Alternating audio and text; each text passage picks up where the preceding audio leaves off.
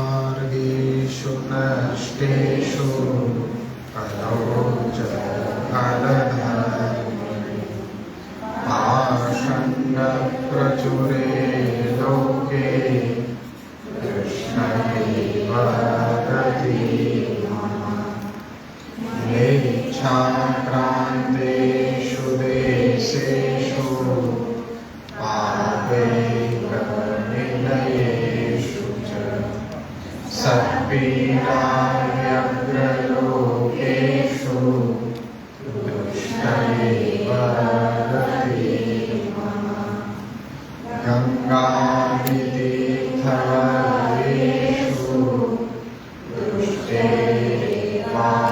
दृष्टेवामृतेष्विह तिरोहितादिदेवेषु कृष्णैव गतिः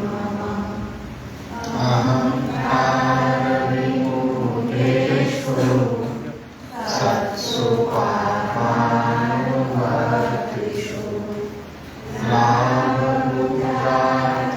लाभभूतार्थयत्नेषु कृष्णैव गतिः अपरिज्ञाननष्टेषु मन्त्रेष्वव्रतयोगिषु तिरोहितार्थदेवेषु कृष्णैव गतिः नानावादविनष्टेषु सर्वकर्मव्रतादिषु पाषण्डेकप्रयत्नेषु कृष्णैव गतिः अजामिलादिदोषाणां नाशको भवेस्थितः ज्ञापिताखिलमाहात्म्यं कृष्णैव गतिः प्राकृता सकला देवा गणितानन्दकम्बः पूर्णानन्दो हरिस्तस्मात् कृष्णैव गतिः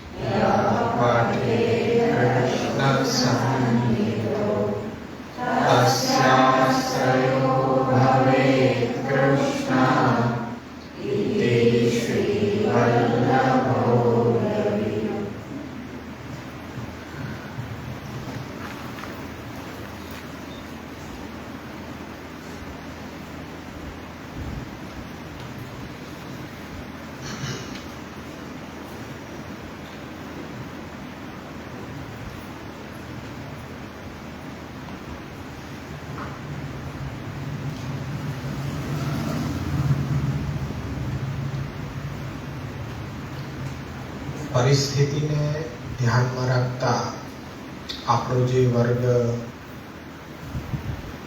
બ્રજવાટિકામાં ચાલુ હતો એ વરસાદી માહોલને કારણે બે વખતથી ઓનલાઈનના માધ્યમથી આપ બધા સાંભળતા હશો અને હવે એક નૂતન જગ્યા આપણને પ્રાપ્ત થઈ તો ત્યાં આપણે હવે જ્યાં સુધી વરસાદી માહોલ છે તો દર શુક્રવારનો વર્ગ આપણે આ સ્થાન ઉપર આગળ વધારીશું. ઘણા ખરા અનુયાયીઓ પ્રથમ વખત જ વર્ગમાં આવ્યા હોય એટલે એમને પણ મહાપ્રભુની વાણીથી એ અવગત થાય અને સાંપ્રત સમયની અંદર શ્રી મહાપ્રભુના વચનોનો અભ્યાસ કરવો એ આપણા માટે નિતાંત આવશ્યક છે. શા માટે આવશ્યક છે તો કે પુષ્ટિ ભક્તિ સંપ્રદાય એનું જે સ્વરૂપ, સાચું સ્વરૂપ જે છે એ મહાપ્રભુની વાણીની અંદર જ છે. બહારની દ્રષ્ટિએ આપણે જોવા જઈએ તો પુષ્ટિ ભક્તિ સંપ્રદાય અત્યારના આપણને સમજ ન આવી શકે, પરંતુ જે વૈષ્ણવ અનુયાયી શ્રી મહાપ્રભુજીની વાણીનો સત્સંગ કરે એને જ ખરા અર્થમાં આ વિલક્ષણ સંપ્રદાયના સાચા સ્વરૂપથી અવગત થઈ શકે. એના માટે જરૂરી છે અભ્યાસ. અત્યારના જે સમય ચાલી રહ્યો છે એમાં મારું માનવું એવું છે કે જો વૈષ્ણવ સેવા નહીં કરે તો પણ એ સ્વીકાર્ય છે, ચાલી શકશે, પરંતુ સત્સંગ અને એ સત્સંગ પણ શ્રી મહાપ્રભુજીની વાણી, શ્રી મહાપ્રભુજીની વાણીનો સત્સંગ કર્યા વિના પુષ્ટિ ભક્તિ સંપ્રદાય આપણને કોઈ રીતે ફલીભૂત થઈ શકે નહીં. આવશ્યકતા શેની છે કે પહેલા અભ્યાસ કરવો નિતાંત આવશ્યક છે. આપણે જાણીએ છીએ કે કોઈ પણ કર્મની શરૂઆત છે એ જ્ઞાનથી થતી હોય છે. જ્ઞાન, ઈચ્છા અને પ્રયત્ન. તો સૌપ્રથમ જે જ્ઞાન છે, કોઈ પણ વસ્તુ પ્રત્યે આપણને ઈચ્છા ક્યારે જાગૃત થાય કે એ વસ્તુના સ્વરૂપનું જ્ઞાન હોય ત્યારે, એ વસ્તુના ગુણોનું જ્ઞાન હોય ત્યારે, એ પછી આપણને એ ઈચ્છા થઈ શકે. શ્રી મહાપ્રભુના સંપ્રદાયમાં આપણા સૌ માટે કર્તવ્યના રૂપમાં કૃષ્ણ સેવા છે, પણ કૃષ્ણ સેવાના સ્વરૂપને આપણે સમજશું નહીં ત્યાં સુધી કૃષ્ણ સેવામાં જોડાવાની ઈચ્છા નહીં થાય. કૃષ્ણ સેવામાં જોડાવા માટે એ અધિકાર હોવો જરૂરી છે અને પ્રાયઃ કરીને અત્યારના સમયની અંદર તો આપણે બધા અધિકાર મેળવી ચૂક્યા છીએ. ભલે અનધિકારી હશું, પણ આપણે સંપ્રદાયની બંને દીક્ષાઓ, નામ દીક્ષા, બ્રહ્મસમન દીક્ષા પ્રાય કરીને બધાને છે જ. એટલે આપણે એમ માની લઈએ કે મહાપ્રભુએ જ આપણને અધિકાર આપ્યો છે. પરંતુ આપણી સંપ્રદાયની અંદર જે રીતે શરૂઆત થવી જોઈએ એ રીતે આપણી શરૂઆત એ થઈ નથી. કોઈ દિશા આપણને પ્રાપ્ત કરાવવા વાળું મળ્યું નહીં અત્યાર સુધી. કોઈ એવો પ્રસંગ ઉપસ્થિત ન થયો કે જ્યાંથી આપણને પુષ્ટિ ભક્તિ સંપ્રદાય કઈ રીતના એ જીવવો, બ્રહ્મસમન દીક્ષાને કઈ રીતના જીવવી. બ્રહ્મસમન દીક્ષા ખાલી ધારણ કરવા પૂરતી સીમિત નથી. બ્રહ્મસમન તો જીવન છે. પ્રભુને સમર્પિત થઈને કઈ રીતના જીવન જીવવું એ દ્રષ્ટાંત જો લેવું હોય તો 84 વિશ્વમાન વૈષ્ણવમાં અખૂટ દ્રષ્ટાંતો પડ્યા છે કે બ્રહ્મસમન દીક્ષા લીધા પછી સેવા છે એ આપણું જીવન છે. કૃષ્ણની સેવા, કૃષ્ણની કથા એ બંને આપણા જીવનમાં ગુંથાયેલા હોવા જોઈએ, વણાયેલા હોવા જોઈએ. મહાપ્રભુજી આ જ સમજાવવા માંગી રહ્યા છે. જો આપણે અધિકારી હશું, પ્રભુએ પોતાની ભક્તિ માટે આપણી પસંદગી કરી હશે, તો અવશ્ય આપણા હૃદયની અંદર એ ભક્તિ ભાવનો બીજ પ્રભુએ એ આરોપ્યું હશે જ. એની વાવણી આપણે પ્રભુથી વિખૂટા પડ્યા ત્યારે જ કરી દેવામાં આવી હશે. મહાપ્રભુજી પુષ્ટિ સૃષ્ટિની વ્યાખ્યા કરે છે કે આપણે બધા આ ભૂતલ ઉપર જન્મ લીધો શેના માટે? તો મહાપ્રભુજી પુષ્ટિ પ્રવાહ મર્યાદા ભેદ ગ્રંથની અંદર સ્પષ્ટ કરે છે કે ભગવદ રૂપ સેવાર્થમ તત્ સૃષ્ટિ ન અન્યથા ભવે. અહીંયા બીજું કોઈ કર્તવ્ય છે જ નહીં. પ્રભુની ઈચ્છાને પૂર્ણ કરવા માટે, પ્રભુના મનોરથોને પૂર્ણ કરવા માટે, નહીં કે આપણા મનોરથો. પ્રભુની ઈચ્છા, પ્રભુના મનોરથો, પ્રભુના સુખ માટે એવી સૃષ્ટિને પ્રભુએ નિજ શ્રીઅંગમાંથી પ્રગટ કરી કે જેની પાસે પ્રભુ ઈચ્છા કરી શકે, પ્રભુ કંઈક માંગી શકે. કારણ કે જગતની અંદર જે આપણે જોઈ રહ્યા છીએ કે બધા પ્રભુની આગળ માંગે છે, પણ પ્રભુ કોની આગળ માંગે? એવી કોઈ સૃષ્ટિ પ્રભુની સેવા માટે, તો એ દેવી સૃષ્ટિ, એ પુષ્ટિ સૃષ્ટિ.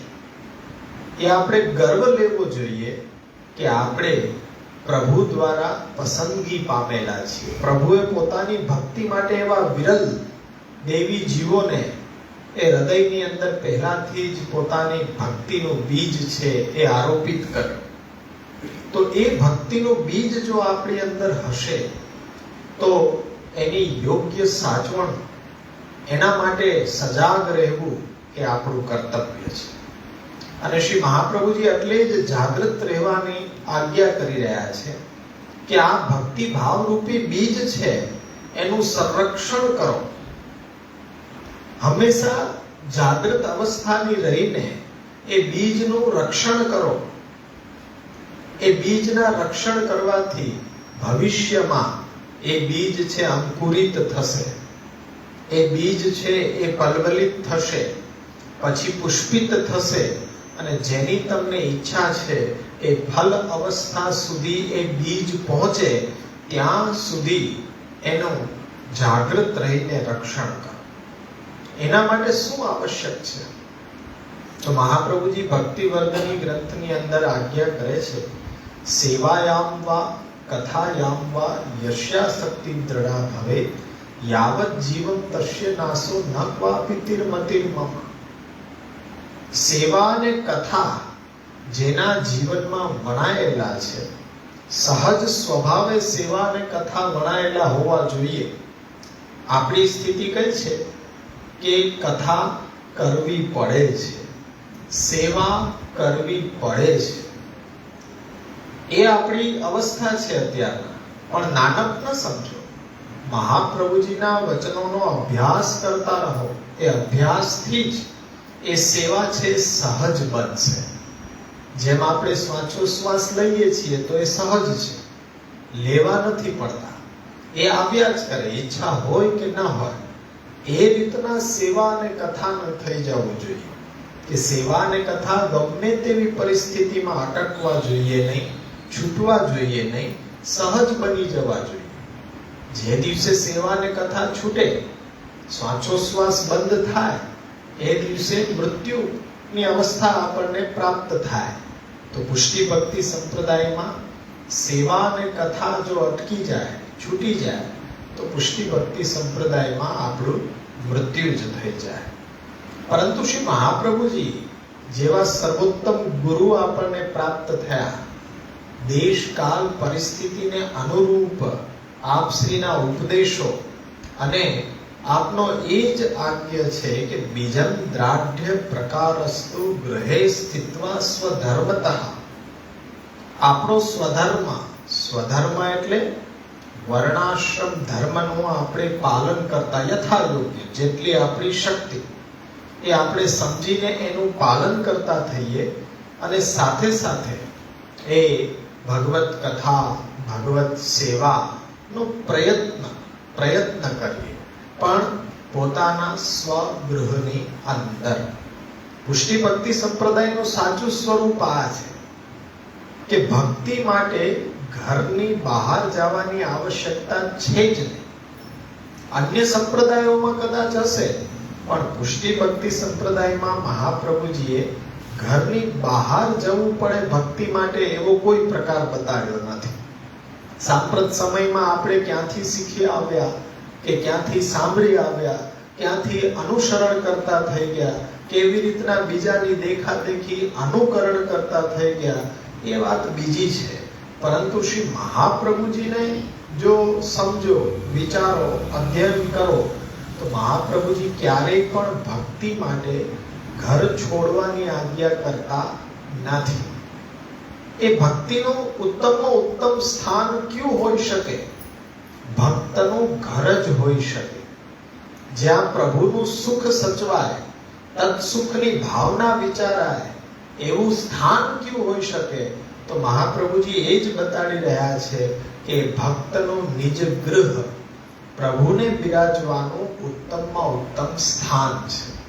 અને જો પ્રભુનું સેવન કરવું હોય, પ્રભુનું ભજન કરવું હોય, તો ભક્તના ઘરથી ઉત્તમ બીજું કોઈ સ્થાન નથી.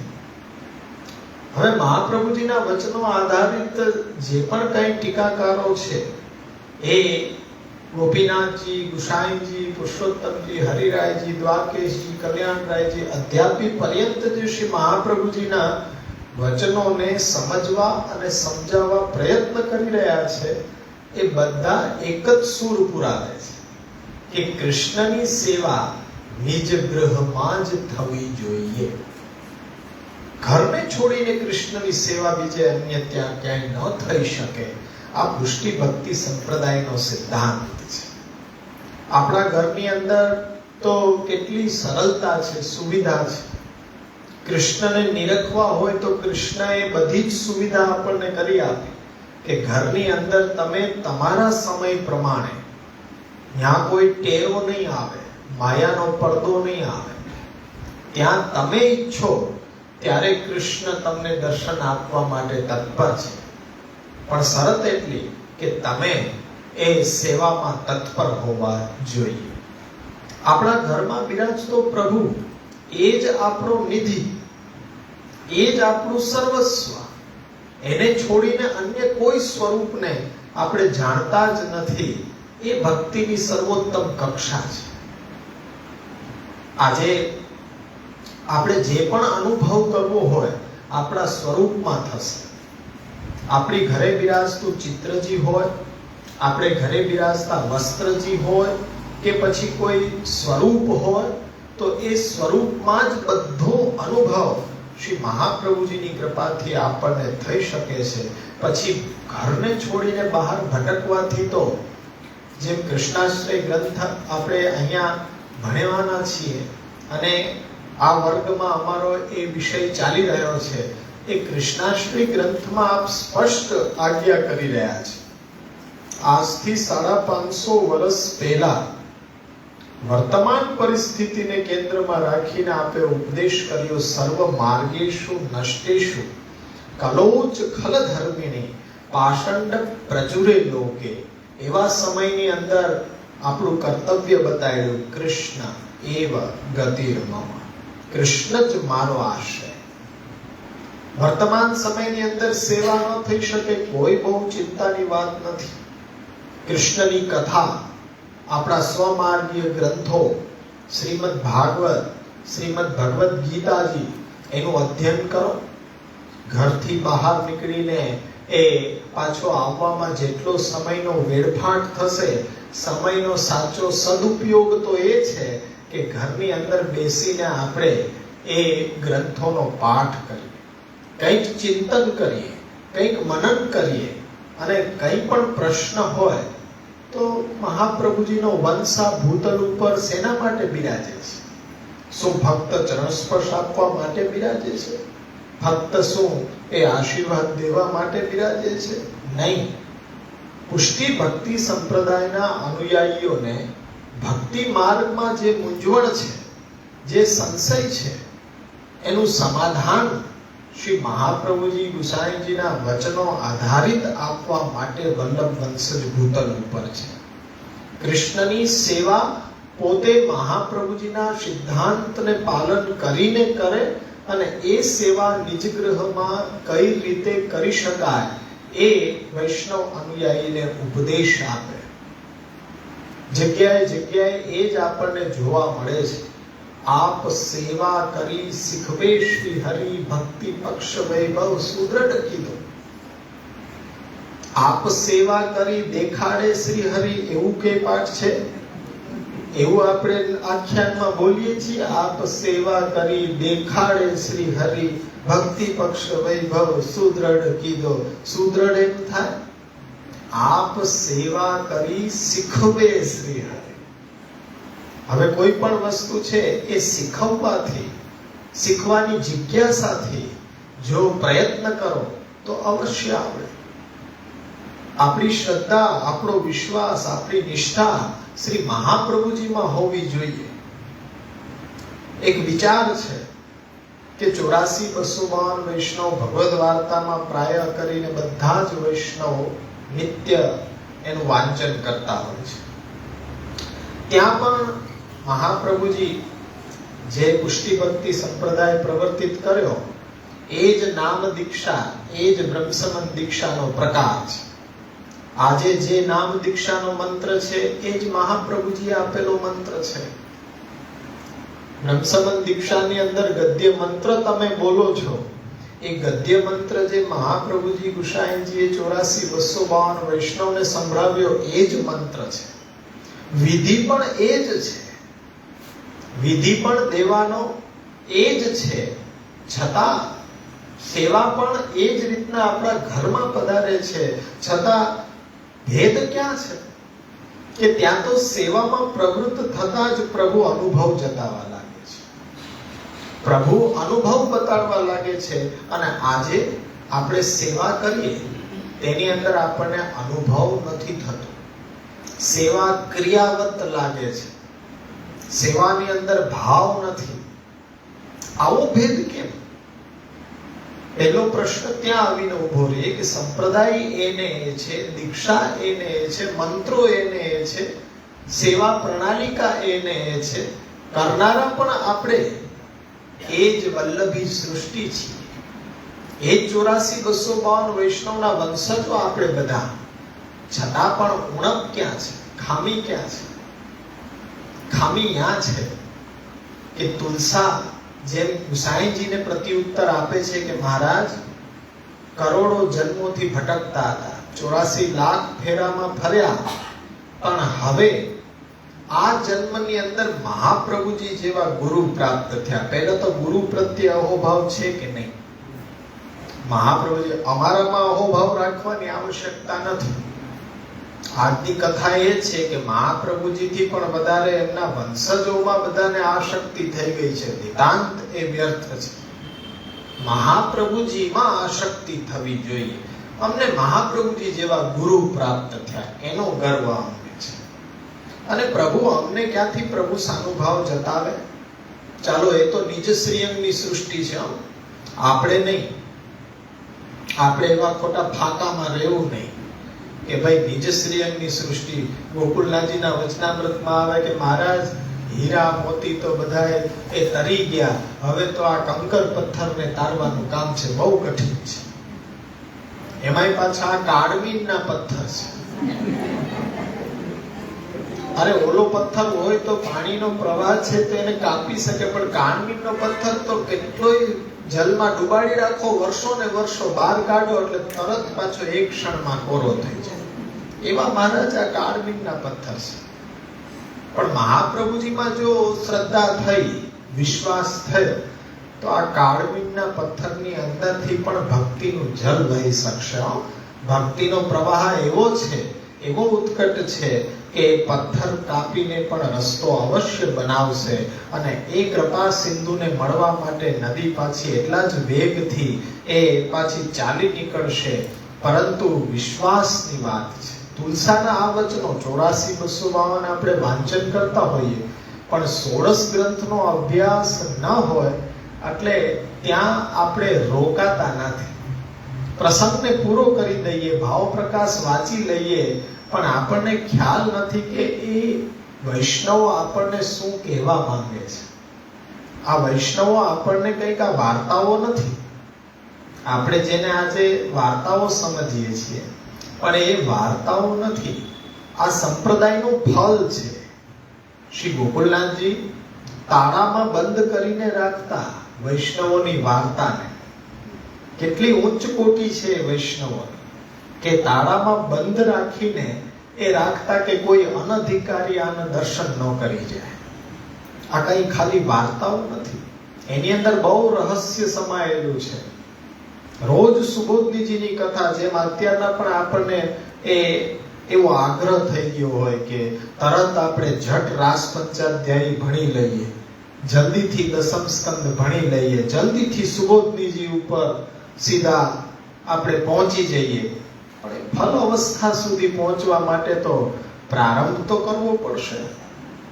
મહાપ્રભુજી એ પ્રારંભ કરીને તમને એટલા આત્મનિર્ભર બનાવવા માંગે છે કે તમે એ કોટી સુધી પહોંચી શકશો. શરૂઆત જો આજથી કરી દેશો તો અવશ્ય પહોંચશો. માઉન્ટ એવરેસ્ટ છે, સૌથી ઊંચામાં ઊંચું શિખર છે, પરંતુ એને સર કરવા વાળા પોતાની મહેનતથી વર્ષો સુધી મહેનત કરે અને એ મહેનત સફળ થાય અને માઉન્ટ એવરેસ્ટને સર કરે, ત્યારે ત્યાં જઈને એનો ઉત્સાહ કંઈક અલગ જ હોય. પણ જો હેલિકોપ્ટર કે પ્લેન દ્વારા તમને સીધા ત્યાં ઉતારી દેવામાં આવે તો તમને એટલો ઉત્સાહ ન થાય કે આપણે ક્યાં પ્રાપ્ત કર્યું. આ તો આ બધી સુવિધાઓ છે એનાથી આ સર થઈ ગયો, પણ વર્ષોથી મહેનત કરીને કેટલીક વિકટ પરિસ્થિતિઓને પાર કરીને જેણે એ લક્ષ્ય પ્રાપ્ત કર્યું હોય, મેળે પોતાની કૃપા કરી દ્યો ને પ્રાપ્ત થઈ જાય એવું નહીં, આપ શ્રી હસ્ત ધરી દ્યો ને બધું સિદ્ધ થઈ જાય એવું નહીં.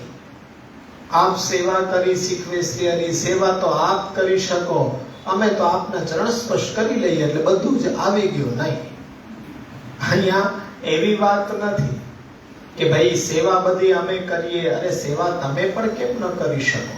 સેવા તમારાથી પણ કેમ ન થઈ શકે?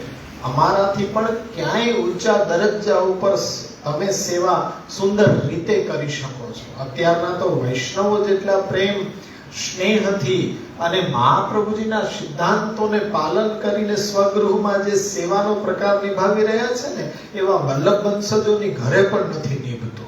એવો પ્રકાર વલ્લભ વંશજોની ઘરે પણ નથી નિભતો. ભલે ત્યાં પ્રભુનો વૈભવ વિલાસ જોવામાં ન આવતો હોય, પણ પ્રભુને વૈભવ વિલાસ ક્યાં જોઈએ છે? ત્યાં તો સ્નેહ જોઈએ છે, ભાવ જોઈએ છે. તુલસા એમ કે છે કે ભાઈ આ 84 લાખ જન્મોમાં ભટકીને હવે આ જન્મ પ્રાપ્ત થયો છે, કે ત્યાં શ્રી મહાપ્રભુજી જેવા ગુરુ પ્રાપ્ત થયા છે. એટલે હવે એવી નિરાંત થઈ ગઈ છે. અનુભવ કેવો છે દેવીજીને કે સાધનોમાં માથા પછાડતા હતા, અમારા દુઃખો દૂર કરવા, અમને જે જોઈએ છે એ ક્યાંય પ્રાપ્ત નહોતું થતું, સાધનોમાં માથા પછાડી રહ્યા હતા. મહાપ્રભુજીએ પ્રગટ થઈને દેવી જીવોના ઉદ્ધાર માટે સરળતમ રીત, એ માર્ગ આપણને ફરી દેખાડ્યો, પુષ્ટિ ભક્તિ માર્ગ, કે જે આપણે વિસરી ગયા હતા. અને હવે તો વ્રજાધીપને ઘરમાં પધરાવી દીધું. વ્રજ મંડળ હવે ઘરે સ્થિર કરીને સ્થાપી દીધું. હવે જવાની આવશ્યકતા નથી 1200 કિલોમીટરની સફર ખેડીને વ્રજમાં. એ વ્રજ જ ઘરે પ્રગટ કરી દીધું, વ્રજાધીપ પધરાવી દીધું. સર્વદા સર્વ ભાવેન ભજનિયો વ્રજાધીપ સ્વસ્યાયમેવ ધર્મો હિ નાન્યક્વાપી કદાચ. એ બહુ મહત્વનું છે કે આપણને એની સેવા સિવાય બીજો કોઈ અવકાશ હોવો જ ન જોઈએ કાર્ય કરવા માટે.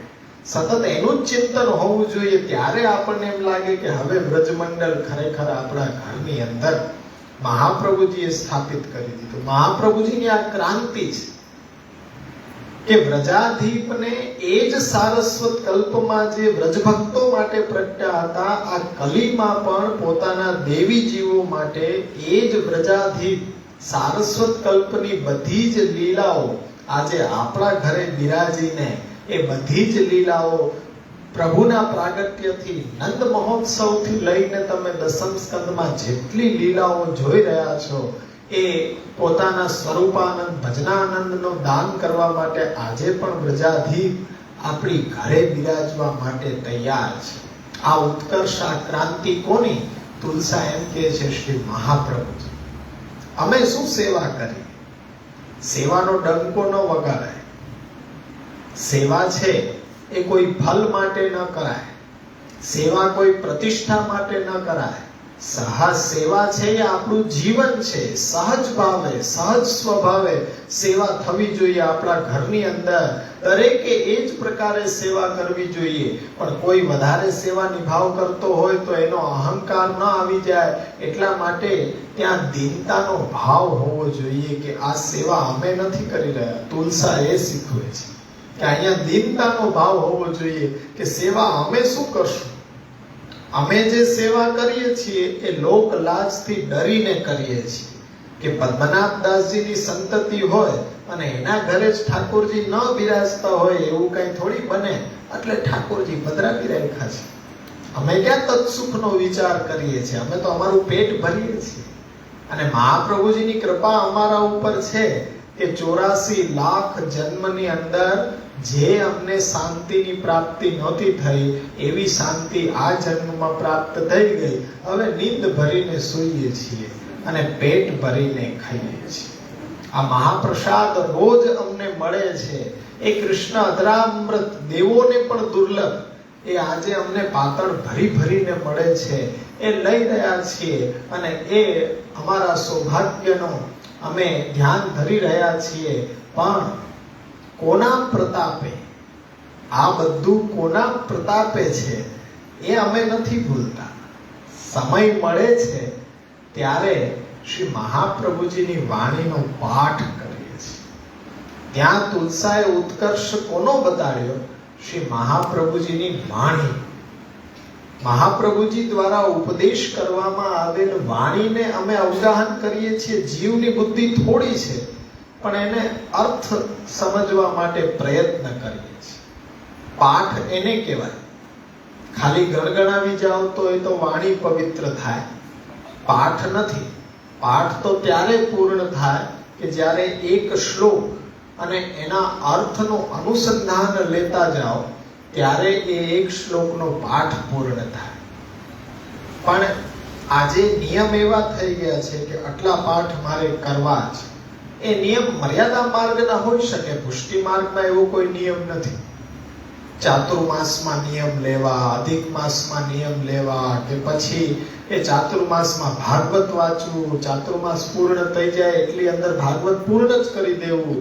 પૂર્ણ કરવું એ કોઈ મર્યાદા માર્ગનો પ્રકાર હશે, પણ પુષ્ટિ ભક્તિ માર્ગમાં તો આજીવન જે પણ વ્રત હોય છે એ એ વ્રત ક્યારેય પૂરા જ કરવાના નથી. લીધું એ લીધું, પછી હવે જ્યાં સુધી આપણો દેહ ટકે ત્યાં સુધીનું વ્રત છે. આપણા માટે કોઈ ચાતુર્માસ કે કોઈ અધિક માસ, આપણે તો રોજ અધિક છે.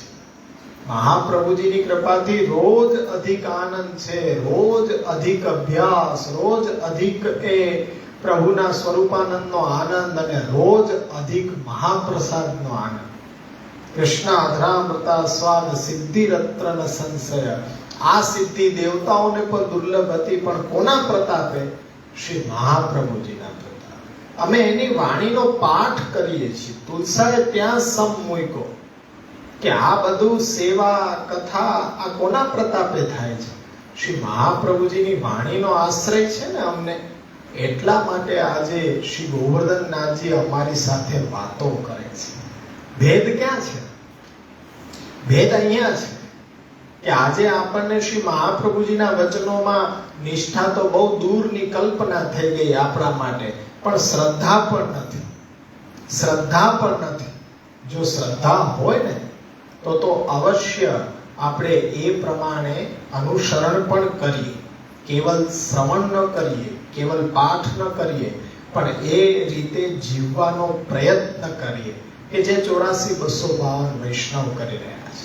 કે ગુરુના વચનોમાં એવો દ્રઢ વિશ્વાસ કે આપે સ્વરૂપ પધરાવી દીધો, એ જ સ્વરૂપ મારો નિધિ, એ જ સ્વરૂપ મારું સર્વસ્વ, એ જ સ્વરૂપ મારા ઉદ્ધાર માટે આ મારા ઘરમાં આજે પ્રગટ થયો. હવે જો અભ્યાસ કર્યો હોય ને તો પ્રભુના એ આવા સામર્થ્યનો કે જે કર્તુમ અકર્તુમ અન્યથા કર્તુમ સર્વ સામર્થ્ય યુક્ત છે, હવે એ સાંભળી શકો, પણ અનુભવવું હોય તો એ અભ્યાસ કરવો પડે. ગ્રંથોનો અભ્યાસ કરો ત્યારે ખ્યાલ આવે.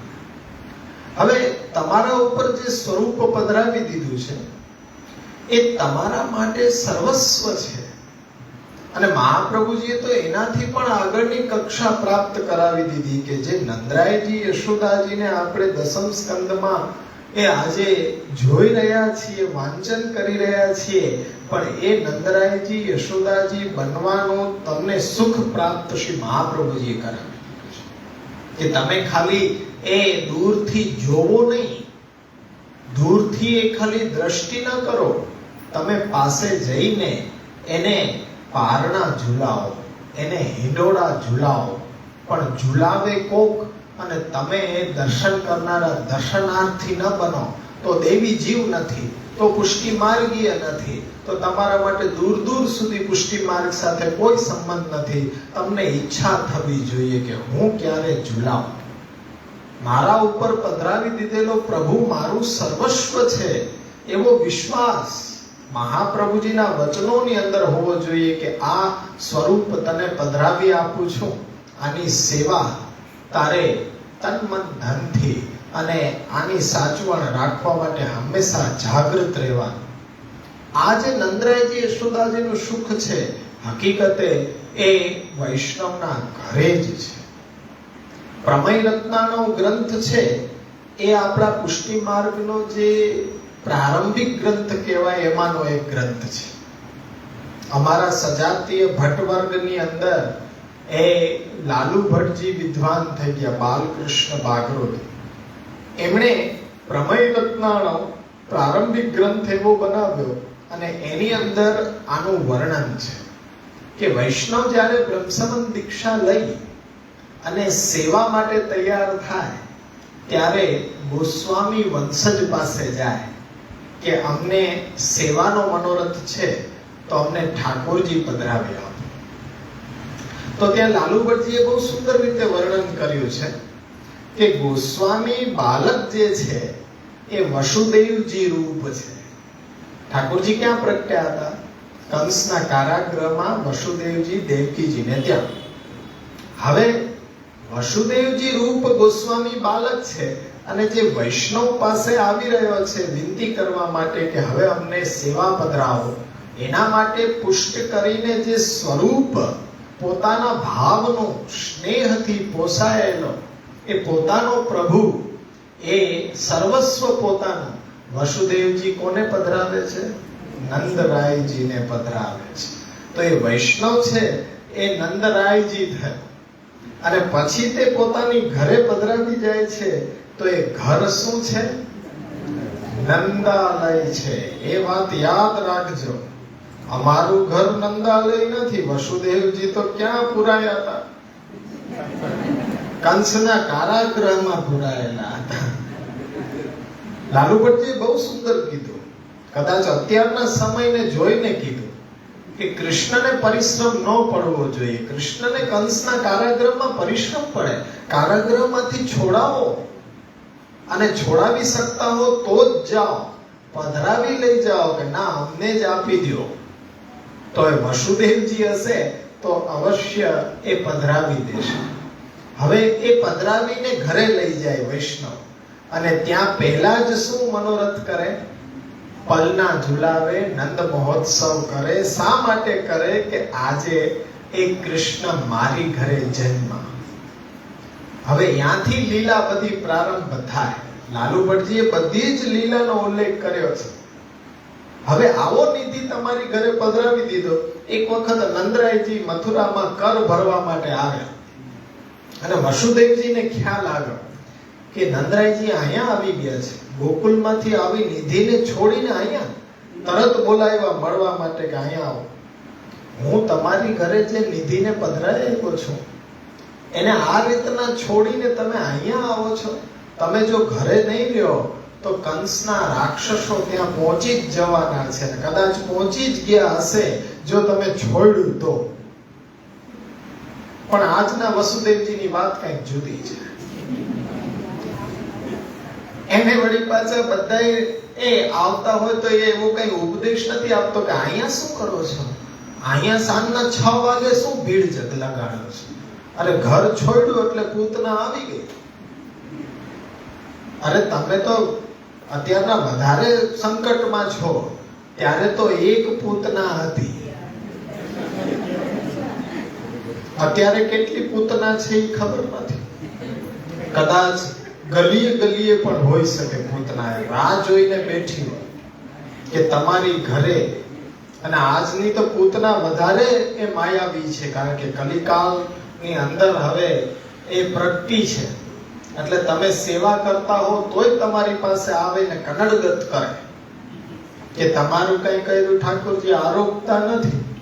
અરે કેમ ભાઈ સાહેબ નથી આરોગતા? અમે ભોગ ધરીએ છીએ, ભલે ધરો કે આરોગતા નથી. કેમ એવું? તમે ક્યાં આજ્ઞા લીધી બાળકની? એમને સીધે સીધા કરવા માંડ્યા આરોગ્ય. આ પૂતના કે તરત આપણને પાછા ખેંચે સેવામાંથી કે તમારે અહીંયા તો જવું જ જોઈએ, કારણ કે એ તમારા ગુરુદેવ થાય, અને તમારા ગુરુદેવની ઘરે જાય વિના કેવી રીતના પુષ્ટિ માર્ગ ફલિત થાય? સમજી જવું જોઈએ કે ભૂતના. કારણ કે ત્યારે પણ નંદાલયમાં ગઈ હતી. યશોદાજી જોઈ રહ્યા હતા કે જાય છે, છતાં પણ એને એવા મોહિત કરી દીધા. ઓહો, જાણે સાક્ષાત લક્ષ્મીજી પધાર્યા છે. બધા એના મોહમાં આવી ગયા અને ઠાકોરજીને સોંપી દીધા.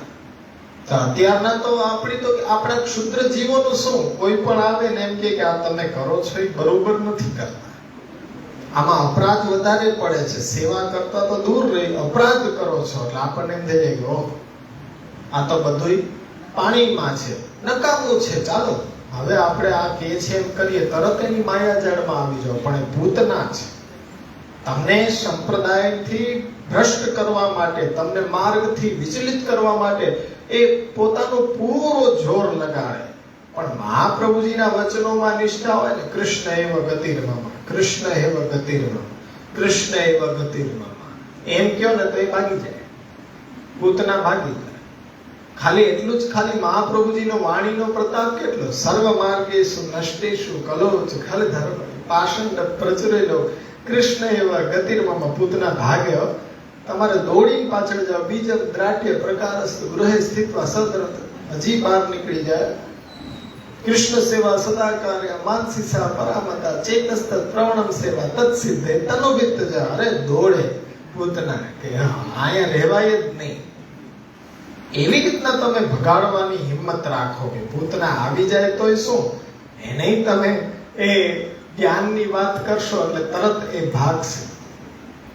એટલા માટે આવશ્યક છે કે વર્તમાન સમયની અંદર આપણે આચાર્ય વાણીનો સંગ કરીએ, જેથી કરીને જે સ્નેહ જોઈએ, પ્રભુની ભક્તિ માટે જેવો સ્નેહ જોઈએ એવો સ્નેહ ક્યારે પ્રાપ્ત થાય કે પ્રભુના સ્વરૂપને સમજીએ, પ્રભુના ગુણોને સમજીએ, પ્રભુના સામર્થ્યને આપણે અનુભવ કરીએ, ત્યારે આપણને ખબર પડે કે આપણા ઘરે બિરાજતો પ્રભુ આપણું સર્વસ્વ છે.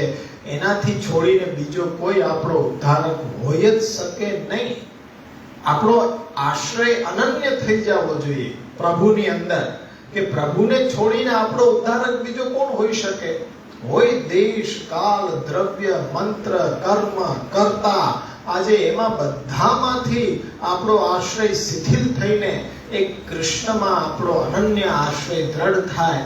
એટલા માટે મહાપ્રભુજીના ગ્રંથોનો અભ્યાસ વારંવાર અને નિત્ય કરવો જરૂરી છે.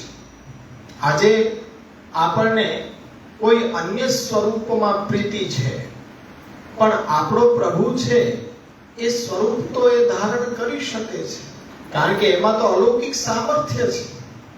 અને એ સ્વરૂપ તમે ગોવર્ધન ધરણ કયો તો ગોવર્ધન ધરણનું સ્વરૂપ ધારણ કરી શકે, બાલકૃષ્ણલાલ કયો તો બાલકૃષ્ણલાલ થઈ જાય, મદન મોહનલાલ કયો તો મદન મોહનલાલ થઈ જાય. પણ એ તો આપણા ભાવના ઢાંકણે ઘડાયેલો છે. એના માટે કંઈ આપણે ઘર છોડવાની આવશ્યકતા નથી. આવા પ્રસંગો બન્યા છે કે ભાઈ સૌપ્રથમ ગુસાઈજીના જ ઘરમાં જોઈ લ્યો. ગુસાઈજીના ઘરની અંદર જ્યારે બધા બાળકોને સ્વરૂપ વાટામાં પધરાવ્યા, ત્યારે યદુનાથજીના ભાગમાં બાલકૃષ્ણલાલ આવ્યા. એટલે એમને ખોટું લાગ્યું કે બધા ભાઈઓને કોઈને ચતુર્ભુજ સ્વરૂપ, કોઈને મદન મોહનજી, કોઈને ગોકુલચંદ્રમાજી, કોઈને ગોકુલનાથજી, અને મને બાલકૃષ્ણલાલ, આવા નાના સ્વરૂપ. ત્યારે ગુસાઈજી એમ કીધું કે ઠાકોરજીમાં નાનું મોટું શું હોય? ઠાકોરજી તો ઠાકોરજી જ છે ને, એ તો સર્વ સામર્થ્યવાન છે, કર્તુમાં કર્તુમ અન્યથા કર્તુમ છે. પણ આપનો ભાવ તો એ દ્વારકાધીશમાં હતો. તો પછી તૃતીયકુમાર બાલકૃષ્ણલાલજીને ભાવ પાછો બાલકૃષ્ણલાલમાં હતો. તો બંને ભાઈઓએ સમજોતો કર્યો અને કે તમે મારી ઘરે આવીને રહ્યો, તમે બાલકૃષ્ણલાલજીની સેવા મને આપો અને દ્વારકાધીશની સેવા તમે કરો.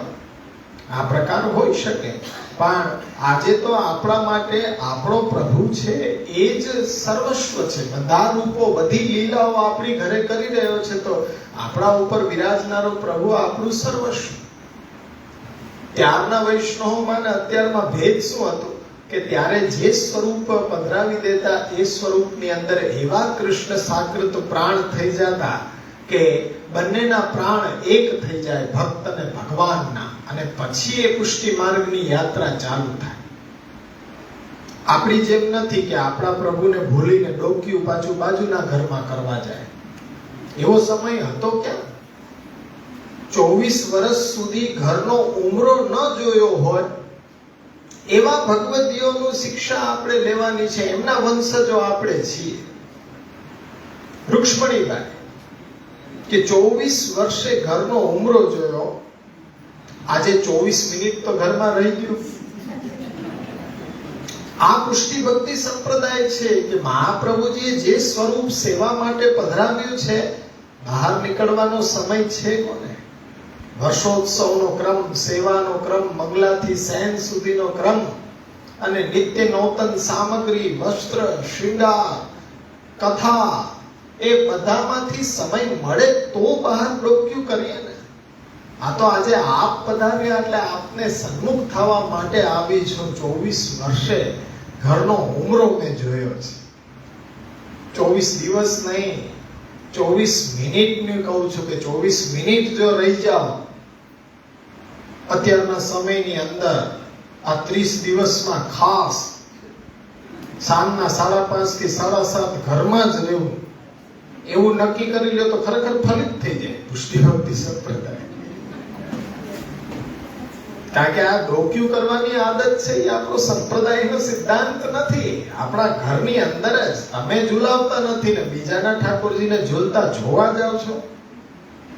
દેવી જીવ છો કે કોણ છો, પેલો તો પ્રશ્ન ત્યાં આવે કે આ દેવી જીવ ન હોઈ શકે. કારણ કે દેવી જીવને તો પ્રભુના ગુણગાન, પ્રભુની સેવા, એમાંથી સમય મળે 24 વર્ષ સુધી તો ઘરની બહાર ન નીકળાવે. એવા ભગવદીઓ માટે આ પુષ્ટિ ભક્તિ સંપ્રદાય છે, આપણા જેવા માટે નથી કે ફક્ત ડોક્યુ કરીએ. અને એ ડોક્યુ કરવા જાય એટલે સામેવાળાને વળી પાછો આનંદ આવી જાય. અહંકાર વિમુઢેષુ સત્સુ પાપાનો વર્તિસુ લાભ પૂજાર્થ યત્નેસુ કૃષ્ણે વગતિર્વમ. લાવ હિંડોળા લખાવો, આવી જ ગયા છો ને, લખાવો. 501 તો લખાવો. અત્યારના તો હજી શરૂઆત છે, સાદા ચાલે છે. એમાં શું પછી આવશે જે 11,000 ને પછી 21,000 ની છેલ્લે. ઘરની બહાર નીકળો તો ઈચ્છા થાય ને. અરે એના કરતા હું ત્યાં રૂપિયા બગાડો, ત્યાં હિંડોળો મારો નહીં, ત્યાં ઠાકોરજી મારો નહીં, ઘરે મારું નહીં. એક હિંડોળો 21,000 માં એક જોટો નાખવા મળે તો ધન ભાગ્ય થઈ જાય. પણ આપણે કઠોળામાં ત્યાં જ ઉભા હોય. જે 51 રૂપિયા વાળો ઉભો હોય ત્યાં 51,000 વાળો ઉભો હોય, બે સમકક્ષ છે. તો એ જવામાં શું વાંધો? એના કરતા 51,000 થી 51 રૂપિયાનું એક ફૂલ લઈને પ્રભુને ધરાવી દેશો ને તો પણ પ્રભુ એ ફૂલના હિંડોળા માની લેશે. પ્રભુની આગળ એક ફૂલ ધરી દેશો હિંડોળામાં તો એ ફૂલના હિંડોળા. આપણે તો એ હિંડોળાને અહીંયા તો શું હોય કે લોક રંજન કરવા માટે. તમે જોતાય ક્યાં આવડે છે? દર્શન કરતા આવડતા હોય તોય સમજી જાય માણસ બધું કે આ ફૂલ મહારાજ ઠાકોરજીને દેખાડો. અમને ડીટીયા દેખાશે તો વાંધો નહીં, પણ તમે ફૂલ ઠાકોરજીને બતાડો. ફૂલ અમને બતાડવાની જરૂર નથી, ફૂલ અમારી બાજુ રાખ્યા હોય. પાછળની સાઈડે બાંધ્યા હોય તો હજી કઈક કહેવાય, પણ કે ત્યાં તો દેખાવાનું નથી ને. દેખાવાનું તો આગળની દાંડી તમને બધાને દેખાય ને. ત્યાં ફૂલ બતાડે તો ઠાકોરજીને શું ડીટીયા જોવાના, દોરા જોવાના? ઠાકોરજીના આનંદ માટે છે કે અમારા આનંદ માટે છે? જોવો તોય ખબર પડી જાય, જોવો તોય ખબર પડી જાય, પણ જોતાય ક્યાં આવે છે? અરે મૂર્ખ બનાવે છે એમ કે ઠાકોરજીને રીઝવો. ઠાકોરજીને અમને શું રીઝવવાની જરૂર છે? તમારી બાજુ ફૂલ રાખ્યા, ઠાકોરજીને ડીટીયા જોવાના. અરે બાંધો તો બે બાજુ બાંધો ને ફૂલ આખો, કે ઠાકોરજીને ફૂલનો આનંદ તો લેવડાવવો જોઈએ ને. શ્રદ્ધા ન હોય તો ઠાકોરજી બાજુ ફૂલ બાંધો. આપણને ભલે દોરાને ડીટીયા દેખાય, પણ ઠાકોરજીને ફૂલ દેખાવા જોઈએ. પણ આપણી તો આ રીતની છે કે ભાઈ ઠાકોરજીમાં વિશ્વાસ ક્યાંથી બેસે? કૃષ્ણ સાકૃત પ્રાણ થવાય ક્યાંથી? જગ્યાએ જગ્યાએના એ આપણે બધાએ દર્શન કરીને આવીએ પછી આપણા ઠાકોરજીમાં ભાવ શું લાગે? આપણે તો હોય શું કે એકાદો નાનકડો રૂમ અને એમાં કે હિંડોળો નહીં એટલે હિંડોળા ઝુલાવાથી તો છૂટા, પલનાઈ નથી એટલે કે પલનાઈ ન ઝુલાવા, રથ તો કે વસાયો જ નથી. મનોરથ કરીએ પણ એ દિવસ વયો જાય એટલે આવતું વર્ષ આવી જાય ત્યારે યાદ આવે, હો રથ હજી નથી થયો. કરાવશે, ક્યાં ઉતાર કરાવશે? आज करे सो काल कर, काल कर सो परसों, फिकर चिंता मत करे जब जीना है बरसों. એમ કે આ ક્યાં દિવસના દુકાળ છે, કરાવી લેશું ઠાકોર. એટલે ના હોય એટલે તો જોવા જવું જ પડે ને કે આ છે શું, હોય શું. અરે પુષ્ટિ ભક્તિ માર્ગમાં તો કઈ ન હોય તો પણ સેવા તો એ શક્ય થઈ શકે છે. જલની લોટી ધરીને સેવા થઈ શકે, બાજરીના દાણા ધરીને સેવા થઈ શકે, છોલા ધરીને સેવા થઈ શકે. હિંડોળો ન હોય તો હાથમાં ઝૂલે સેવામાં, રથ ન હોય તો આપણી પીઠ, આપણે સ્વયં રથ. ઠાકોરજી અહીં બિરાજે ને આપણા ઘરમાં આપણે આટા મારીએ એ રથ. તો એ ભાવ કેમ ન જાગે? કારણ કે દેવી પણ હોય નહીં તો ક્યાંથી એ ભાવ જાગે? પુષ્ટિ માર્ગનો અધિકાર ન હોય તો એવો ભાવ જાગે ક્યાંથી? બાકી તો સૂઝબૂઝ હોવી જોઈએ ને કે ક્યાં આપણા ગળમાં કળા છે ત્યાં આપણી પાટ હિંડોળાની બાંધી દો અને ઠાકોરજીને પધરાવીને ઝુલાવો હિંડોળા. ક્યાં જરૂર છે કે હિંડોળો સિદ્ધ કરાવો? ઘરની અંદર સિદ્ધ જ છે હિંડોળો. તો એ પ્રકાર આપણો હોવો જોઈએ, એ ભગવદ આશ્રય દ્રઢ હોવો જોઈએ. તો ત્યારના વૈષ્ણવમાં ને અત્યારમાં ભેદ અહીંયા છે. કૃષ્ણ સાકૃત પ્રાણ થઈ જતા હતા, પણ આજે આપણે એ પ્રભુ મહાપ્રભુની કૃપાથી આપણી ઘરે પ્રગટ થયો છે એની તરફ આપણું લક્ષ્ય નથી. એટલા માટે જ્યારે 252 વૈષ્ણવમાં તો એક ડોકરી કે જે બાલ વિધવા હતી એના ઉપર મદન મોહનજીનું સ્વરૂપ બિરાજતું અને એટલા ભાવથી પ્રેમથી એ સેવા કરતી, એને ખબર જ નથી કે બીજા કોઈ સ્વરૂપ હોય. મદન મોહનજી જ સ્વરૂપ, ઠાકોરજી આવવા જ હોય. બાલ વિધવા હતી ત્યારથી હવે એ વૃદ્ધાવસ્થામાં આવી ગઈ, પણ એક જ આશય, હવે વૈષ્ણવ છે, ઠંડીના દિવસોમાં એની ઘરે ઠાકોરજી પધરાવીને આવે કંઈક કામે, તો આ ડોકરી ગુસાઈજીની સેવકની છે એની ઘરે પધરાવી દો. એટલે પધરાવીને ગયો તો સેવા કરવા ટાઈમે જાપીજી ખોલ્યા. હવે એને એમ થઈ ગયો વિચાર કે આવી ઠંડીમાં આ વૈષ્ણવને જરા પણ ઠાકોરજીના સુખનો વિચાર નથી. આવી ઠંડીમાં બહાર નીકળાય ઠાકોરજીને લઈને? જો મોરલી વગાડતા હતા ત્યાંથી હાથ ઠૂઠિયું વળી ગયા. એવી ઠંડી વાય કે હાથ કે હવે ઠૂઠિયું વળી ગયા. હવે આને કંઈક મારે ઉપચાર કરવો પડશે. તેલ ગરમ કરીને એમાં બધા તેજાના પધરાવીને માલિશ કરે ઠાકોરજીની, કે હાથ સીધા થાય તો મોરલી પકડાય ને. આ તો હાથ કે આ રીતના છે, ઠંડી લાગી ગઈ છે ઠાકોરજીને. આવું હોઈ શકે? મુક્ત ભાવ એને કોઈ દિવસ જોયા જ નથી.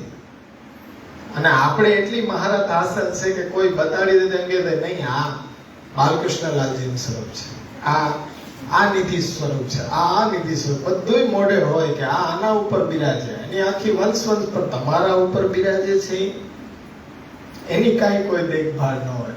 હવે ઠાકોરજી કંટાળી ગયા કે આ મને મૂકશે નહીં, મારે મદન મોહનજી થવું જ પડશે.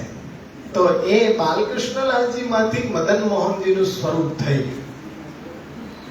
ત્યારે ડોકરીને એમ થયું કે હા હવે ઠંડી ઉડી, એટલે હવે કે આને સેવા હું કરું.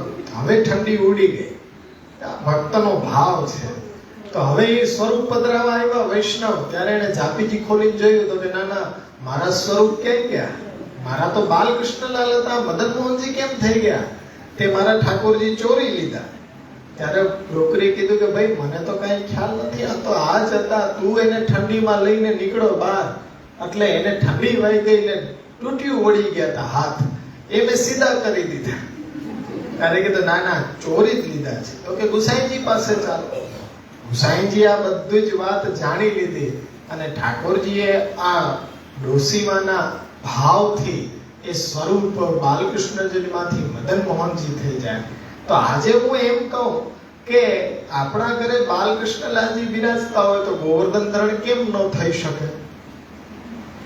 આપણે પાછી 600 કિલોમીટરની યાત્રા શા માટે કરવી પડે શ્રીનાથજી દર્શન કરવા માટે? અરે આપણી ઘરે જે બિરાજે છે ફક્ત લીલાના ભેદથી નામ ભેદ છે, તત્વ તો એક જ છે ને. જો આ ડોસી જેવો ભાવ હોય ને તો અવશ્ય એ આપણને પણ ઘરે ગોવર્ધન ધરણ એ દર્શન આપે. ભાવ હોવો જોઈએ. આજે તમે એમ વિચારો છો કે ગોવર્ધન ધરણ ને ત્યાં શું સુખ છે? નહીં, ત્યાં પરિશ્રમિત થઈ રહ્યા છે. નાથદ્વારામાં બિરાજીને પરિશ્રમિત થઈ રહ્યા છે. શા માટે? કે ત્યાં ભાવ હોવો જોઈએ. એવો ભાવ કોનો? કોઈનો નથી. ત્યારે જ તો આપ દેવાલય છોડીને ગુસાઈજીના ઘરે પધાર્યા હતા સતખરામાં, મથુરા, કે ભાઈ મારે તો અહીંયા જ બિરાજવું છે. એટલે ગુસાઈજી પરદેશમાં પધાર્યા હતા, સાતેય બાળકોને ઘરે આપ એ ત્યાં પધાર્યા. ફાગણ વદ સાતમ થી નરસિંહ ચતુર્દશી સુધી બિરાજ્યા આપ નિજ ગૃહમાં. એ આનંદ લેવા માટે દેવાલય છોડીને શ્રીનાથજી ઘરમાં પધાર્યા. ગુસાઈજી સેવા કરી રહ્યા છે, દેવાલયની અંદર રાજભોગ ધરી રહ્યા છે. અને બંગાળમાં એક નિષ્કંચન બ્રાહ્મણ કે ઠાકોરજીને અડદના વડા અને ગોળની કણી એ માનસીમાં ભોગ ધરીને એમ કે છે ગોવર્ધન ધરણ આરોગો. તો ત્યાંથી ગુસાઈજીની સેવા અને ગુસાઈજીનો ધરેલો રાજભોગ છોડી અને બંગાળ પધાર્યા અને ત્યાં અડદના વડા અને ગોળની કણી આરોગ્યા અને પાછા રાજભોગ સરાવ્યા. ત્યારે પધાર્યા. શ્રીનાથજી કીધું કે આજે હું રાજભોગ નથી આરોગ્યો. કેમ? તો કે આપના સેવક બંગાળમાં બ્રાહ્મણ છે ને, તેની વિનંતીથી એની ઘરે હું અડદના વડા અને ગોળની કણી આરોગવા માટે પધાર્યો હતો. એવો કોમળ સ્વભાવનો પ્રભુ આપણો છે કે આપણે વિનંતી કરીએ ને પ્રભુ પધારે નહીં એવું બની જ ન શકે. આજે આપણી ઘરે પણ ભોગ ધરીને વિનંતી કરીએ તો કેમ ન પધારે? અને પધારવાની ક્યાં આવશ્યકતા છે? જે સ્વરૂપ બિરાજે છે એ જ ગોવર્ધન ધરણ, એ જ બાલકૃષ્ણલાલ, એ જ નિધિ. આપણે અભ્યાસ નથી કરતા ને એટલે આપણને સમજાતું નથી.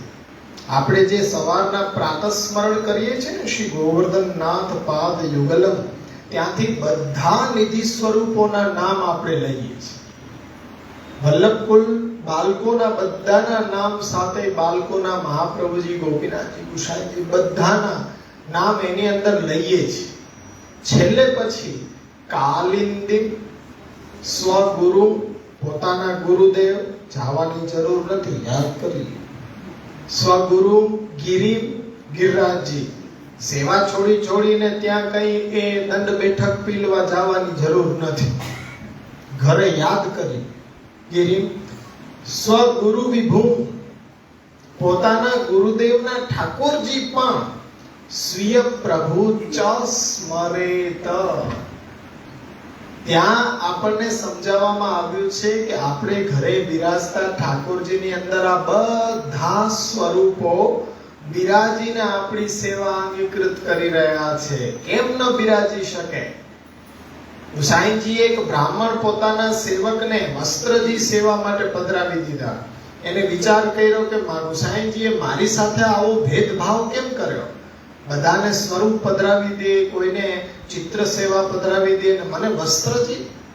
આવો સંશય દૂર કરવા માટે જ્યારે બીજે દિવસે સેવા કરવા ગયો ત્યારે એની સામે જ જેટલા તંતુઓમાંથી એ વસ્ત્ર ઘડાયું હતું, એક એક તંતુમાંથી એક એક સ્વરૂપ પ્રગટ થઈને એની સામે બિરાજી ગયા. બધા સ્વરૂપો એની સામે બિરાજી ગયા. ત્યારે એને એમ થઈ ગયું કે આ આટલા બધા સ્વરૂપોની સેવા હું કેવી રીતના કરી શકું? પછી એને જોતા જોતા જ બધા સ્વરૂપો એ વસ્ત્રની અંદર પાછા પધારી ગયા.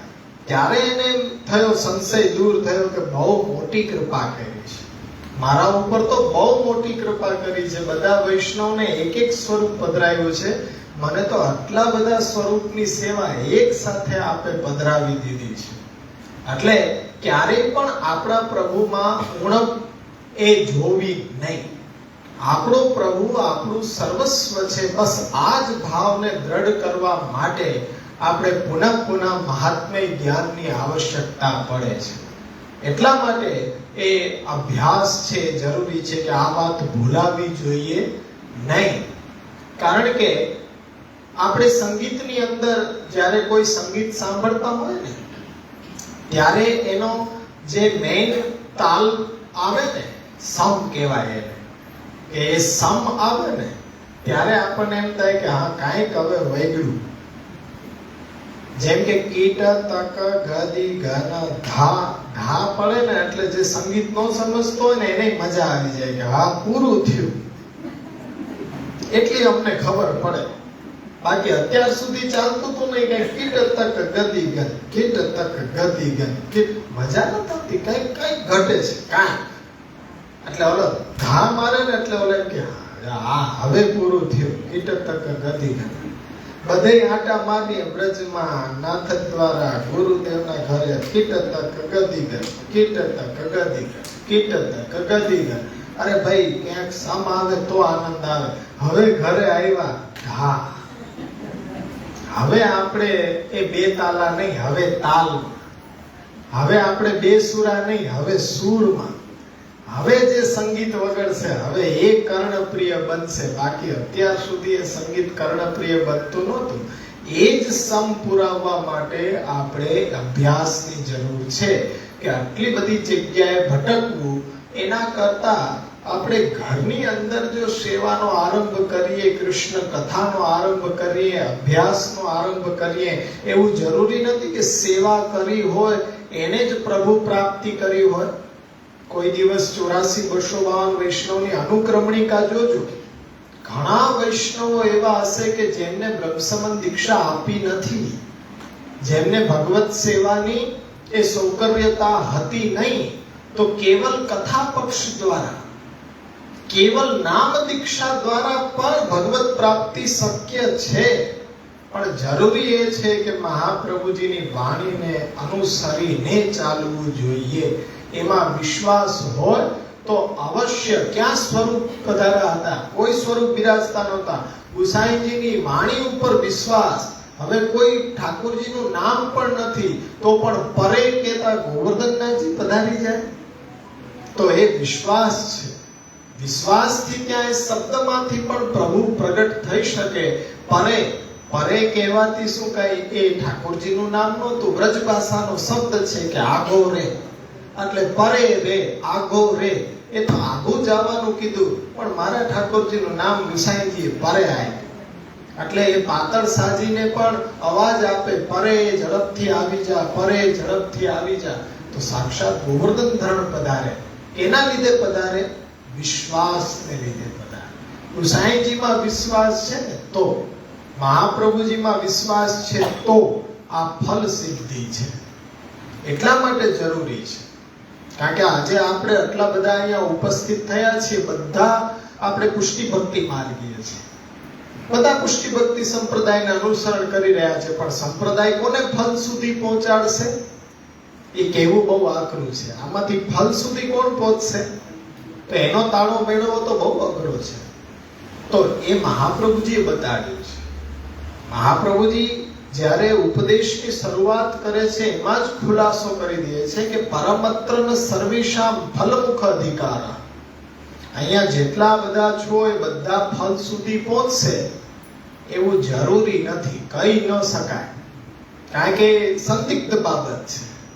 તો એના માટે કરવું શું? કોણ ફલ સુધી પહોંચશે આટલામાંથી? તો મહાપ્રભુજી ઉત્તર આપે છે કે કૃપા પરિજ્ઞાનમ ચ માર્ગ રૂચ્યા નિશ્ચિત. જેની ઉપર ભગવત કૃપા હોય તો એ ફલ સુધી પહોંચશે. તો હવે યેસુ ભગવત કૃપા, બધા ઉપર ભગવત કૃપા કોના ઉપર છે, કોના ઉપર નથી? જેના ઉપર હોય એમાં કઈ ટીલો હોય કે આ ટીલો હોય એટલે કે ભગવત કૃપા વાળો છે, આ ભગવત કૃપા વગરના છે, એવું તો ન કહી શકાય. એનો તાળો મેળવવો હોય તો કે રુચિ. એ રુચિ જુઓ, એ વાણી, વર્તન, વ્યવહાર, એ બધા વિચારો એને જુઓ. જો ભક્તિ માર્ગીય હશે, કંઈક જાણવાની જિજ્ઞાસા હશે. અહીંયા બધા ઉપસ્થિત કેમ થયા? અહીંયા શું છે? અહીંયા કોઈ મનોરથ તો છે નહીં. હવે અહીંયા કૃષ્ણ અધરામૃત સ્વાદ પણ નથી. અહીં તો મહાપ્રભુજીની વાણીનો પ્રસાદ વટાવવાનો છે. મહાપ્રભુજીની વાણીનો પ્રસાદ એ લેવા માટે અહીં સુધી પહોંચી ગયા તો ભગવત કૃપા આપણા ઉપર છે એ નિશ્ચય થઈ ગયો. બાકી તો શું હોય કે ઘણા એ પ્રસાદીય ભગત હોય એટલે એ રાહ જોતા હોય. આજના સમયમાં નહીં, ગુસાઈજીના સમયમાં પણ પ્રસાદીય ભગત હતા. હવે જેને એ મહાપ્રભુજીની વાણીનો પ્રસાદ જોતો હોય એ તો જ્યાં લેવાતો હોય ત્યાં પહોંચી જ જવાના છે. પણ બુંદી, મોહનથાળ, લાડુ, પેડાના જે આગ્રહી હોય એ જગ્યાએ પહોંચી જાય. સંતદાસજીની વાર્તામાં આનો ઉલ્લેખ છે કે એ સમયની અંદર એક દ્રવ્યપાત્ર શેઠ છે, પોતાની ઘરે ભગવત વાર્તા કરે અને ભગવત વાર્તા પછી નિત્ય નવીન, આજે નથી ફરફરીઓ આપણા હાથમાં આવશું, આ મનોરથ આપણે મનાવવાનો છે. અહીંયા આટલાથી આટલા વાગ્યા સુધી આ કાર્યક્રમ છે. કાર્યક્રમ પૂર્ણ થયા પછી અલ્પાહાર સાથે માણીશું. એ મહત્વનું.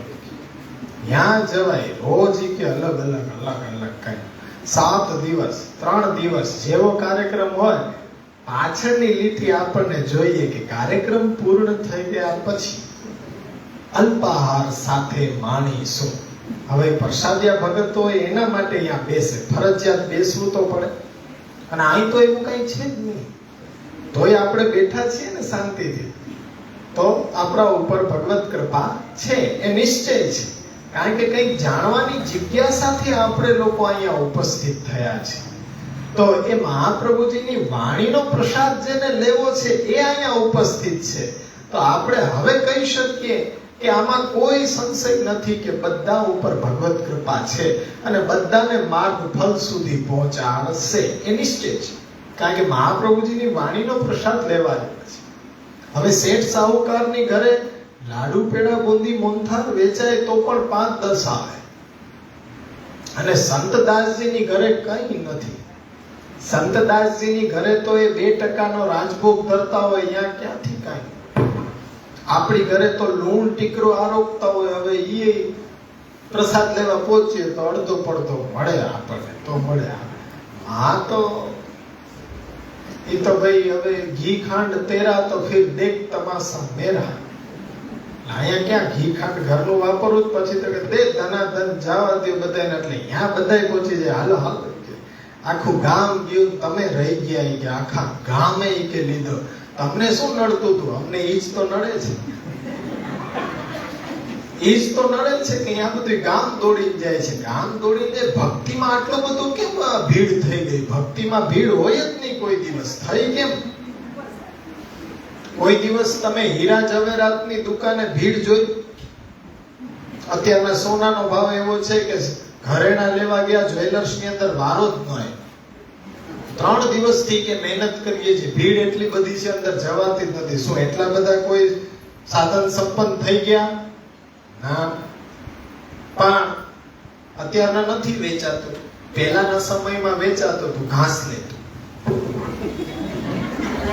હવે એ સમજી ગયો.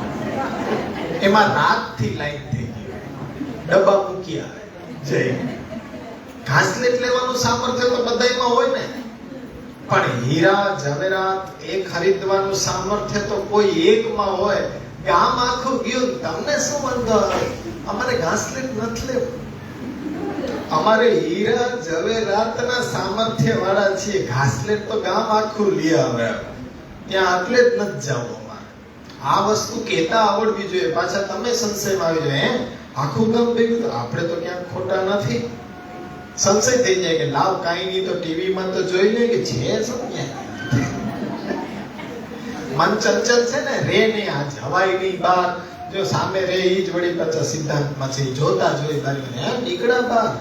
એટલે આપણે જવાય નહીં, હાલો રેવાય નહીં. બધા દોડી દોડી જતા, હાલો હાલો ખોઈલા છે, ખોઈલા. પણ શું ખોઈલા છે? ઘાસલેટ વેચાય છે, વેચાય છે, લઈ ગયો. અરે ભાઈ, હીરા જવેરાતનું સામર્થ્ય હોય ઘાસલેટ સામે જોવે.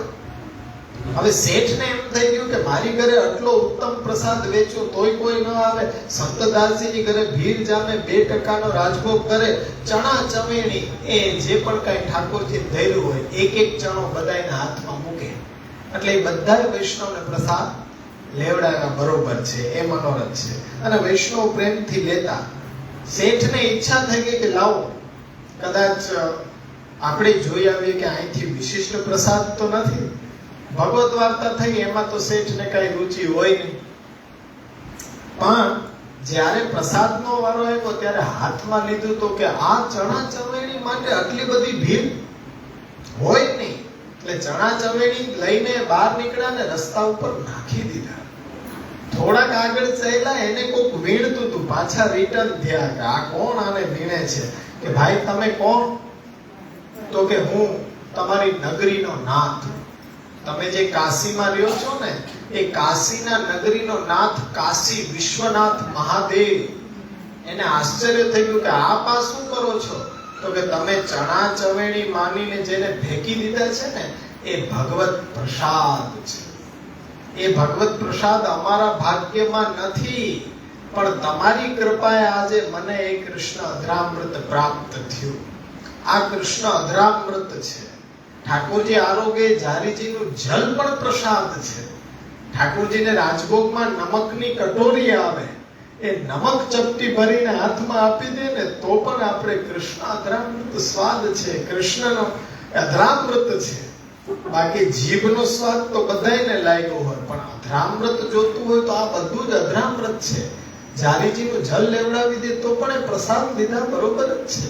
ચપટી કેક લૂણ લઈ લે તો પણ એ પ્રસાદ જ છે. પણ આપણી બુદ્ધિ એ બુંદી મોહનથાળ લાડુ પેડા જોવાની હોય તો એ કઈક જીભનો સ્વાદ છે.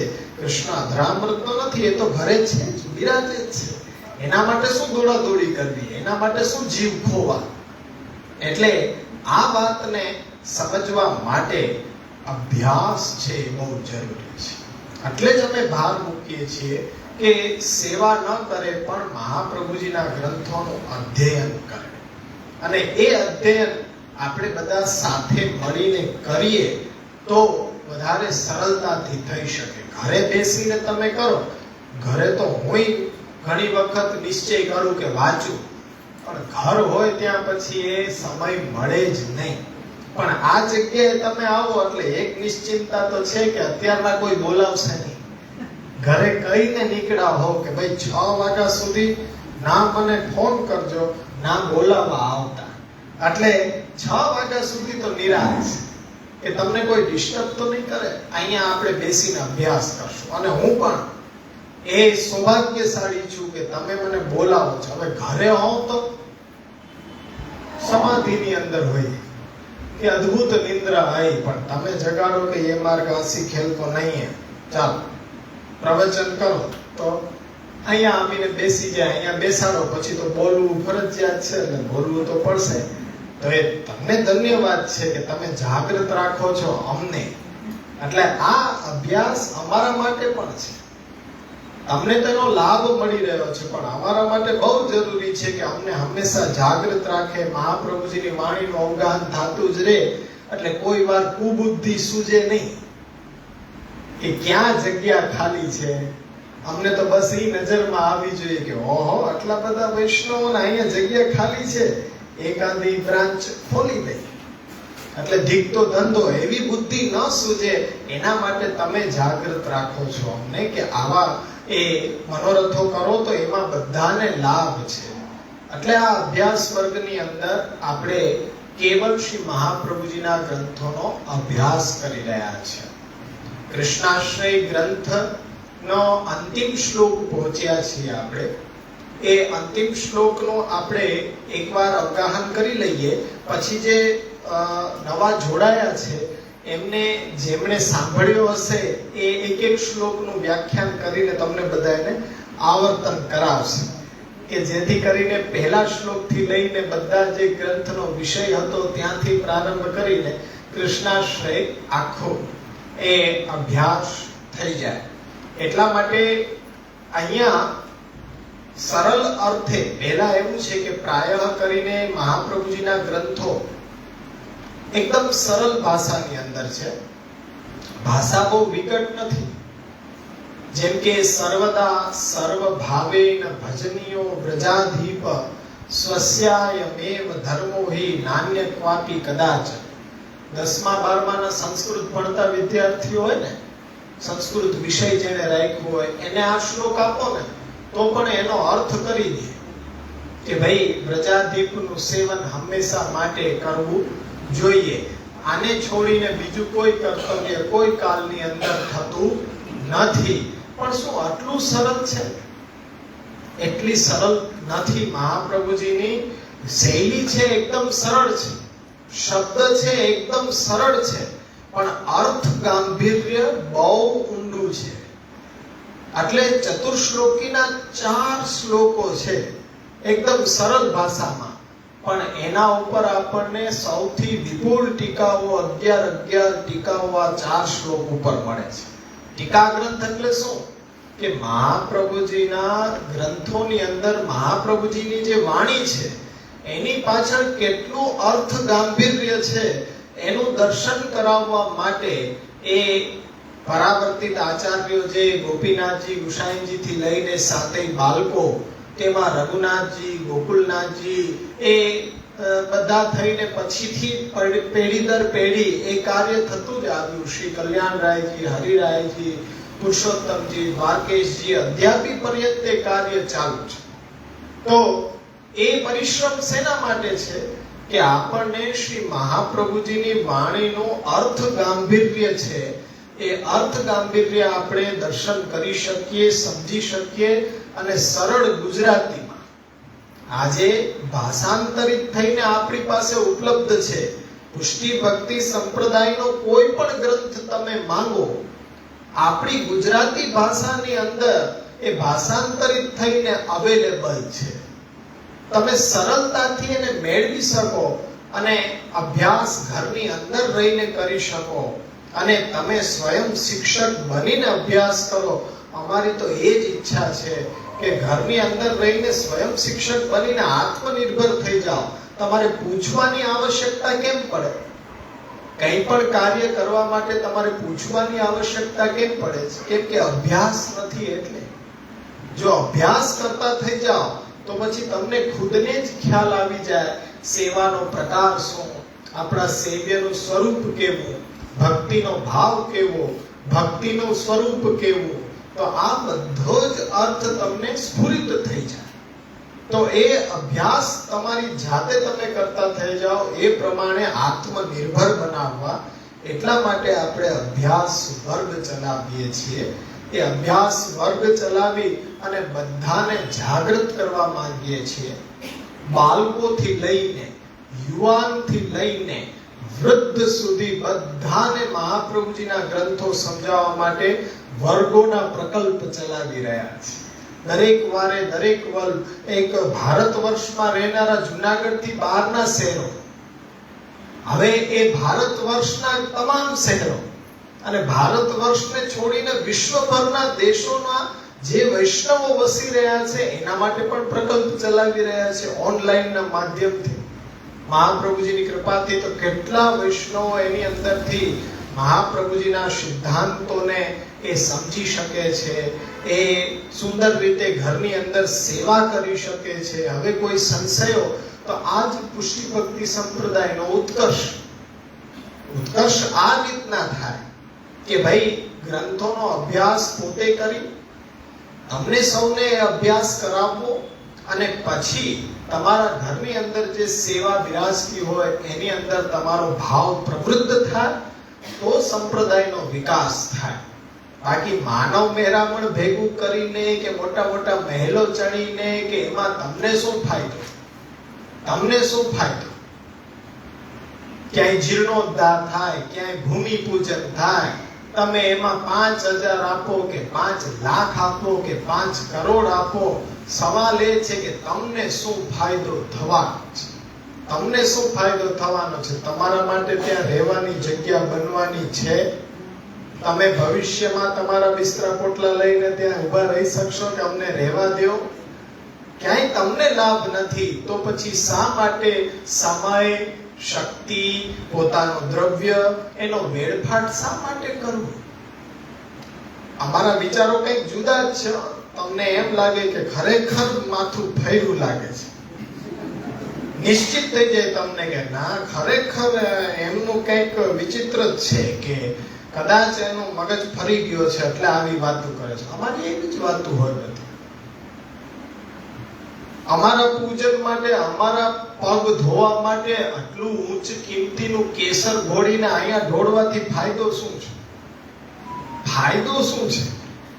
કેસરનો વેડફાટ. હવે ભાવ તો ત્યારે થાય કે અમે કોઈ એવું તીર માર્યું હોય તો. હવે જે મહાપ્રભુજી કીધું એ જ કહેવાની, એ તો અમારી ફરજ છે. એમાં કોઈ તીર નથી મારી લીધું. એમાં શું કામ વેડફાટ કરવો જોઈએ? ઘરે વ્રજાધીશ બિરાજે છે, સામગ્રી કરીને સિદ્ધ કરીને અરોગાવો, સાક્ષાત મુખારવિંદ રૂપ અગ્નિમાં આહુતિ દો, એનાથી મોટો બીજો કોઈ યજ્ઞ નથી. અહીંયા શું કામ વેડફાટ કરો છો? એટલે એ પ્રકારના એ વિચારો તો અમારા છે. પછી તમને એમ લાગતું હોય કે આ કંઈક હવે મગજ ફરી ગયું લાગે છે, બહુ કઈ પરિસ્થિતિ સારી હવે દેખાતી નથી, એમ કે બધું આવું વિચિત્ર કે છે. પણ એ હંમેશા સત્ય છે. આ સાચું સ્વરૂપ છે. તમારી આંખ ઉઘાડવી પડે. આંખે દેખતા આંધળા છીએ આપણે. અમે જેમ કહીએ એમ અતૂટ વિશ્વાસ અમારી વાણીમાં. હવે અતૂટ વિશ્વાસ પણ તમારે એ તો વિચાર કરો કે મહાપ્રભુજીના ગ્રંથો આધારિત કહે છે કાંઈક, કે પછી ખાલી હવામાં ગોળીબાર કરે છે? હવામાં ગોળીબાર. અમારી આજ્ઞા છે તો કે આજ્ઞા છે તો અમે પાલન કરવા તૈયાર છીએ. અમને તો ભગવાને આંખ જ નથી દીધી, જન્મથી અંધ છીએ.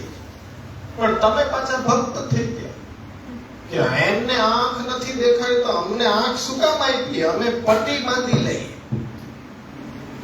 દેખતી આંખે આંધળા, પટ્ટી બાંધી લઈએ અમે. ઇતિહાસ ગ્રંથમાં મહાભારતમાં કહ્યું તો જો ધૃતરાષ્ટ્ર આંધળો છે તો એ કે હું પટ્ટી બાંધી લઉં, ગાંધારી દેખતી આંખે. અને પછી તમે યુધિષ્ઠિરની કામના કરો, ત્યાં દુર્યોધન જ હોય, પછી ત્યાં દુર્યોધન જ હોય, ત્યાં અધર્મ જ હોય. એકે તો આંખતા દેખતા હોય તો એને તો હાથ પકડવો જોઈએ ને કે આ બાજુ ખાડો છે, આમ ચાલો આમ. આ તો કે તમે જ્યાં લઈ જાઓ ત્યાં. મહારાજ ખાડામાં જાય છે, પડી જાઓ ખાડામાં. અરે મહારાજ પડે છે એને બચાવી તો લ્યો. તમે તો તમારામાં તો સામર્થ્ય મૂક્યું છે. મહાપ્રભુજી તમને તો પ્રગટ કર્યા છે. મહાપ્રભુજી એમ કહે છે કે ભાઈ વલ્લભકુલથી ભૂલ થઈ રહી છે, તમે કહો કે ये मार्ग हंसी खेल को नहीं है. બોલવાની હિંમત જોઈએ કે ये मार्ग हंसी खेल को नहीं है. એટલે શું થાય? અમને શિક્ષા મળે કે કાર્ય અમારાથી કંઈક ખોટું થઈ રહ્યું છે. એટલે મહાપ્રભુજીએ કેવડાવ્યું છે, તમે નથી કહેતા. ગુસાઈજીએ પણ એ જ રીતના વિચાર કર્યો કે દામોદરદાસજી તમે કયો. તમારા હૃદયમાં મહાપ્રભુજી બિરાજીને અમને કેવડાવે છે કે આ માર્ગ આ પ્રકારે નહીં, માર્ગનો પ્રચાર પ્રસાર કરવાનો છે. એવી બોલવાની તો હિંમત રાખો. મહારાજ ક્યાંથી હોય? આંખે પટ્ટી મારી લીધી છે. એટલે હવે એ પટ્ટી ખોલી નાખો. હવે એ જાગૃત થઈ જાઓ. પરસ્પર એકબીજાનું પરીક્ષણ કરતા રહો, તો જ સંપ્રદાયની અંદર આપણા ભાવને આપણે સુરક્ષિત રાખી શકશો, દુસંગથી બચાવી શકશો. જાગૃત હશો તો. પણ જો આંખ મીચીને ચાલશો, આ રસ્તા ઉપર જાશો તો આંખ મીચીને જાશો કે ખોલીને જાશો?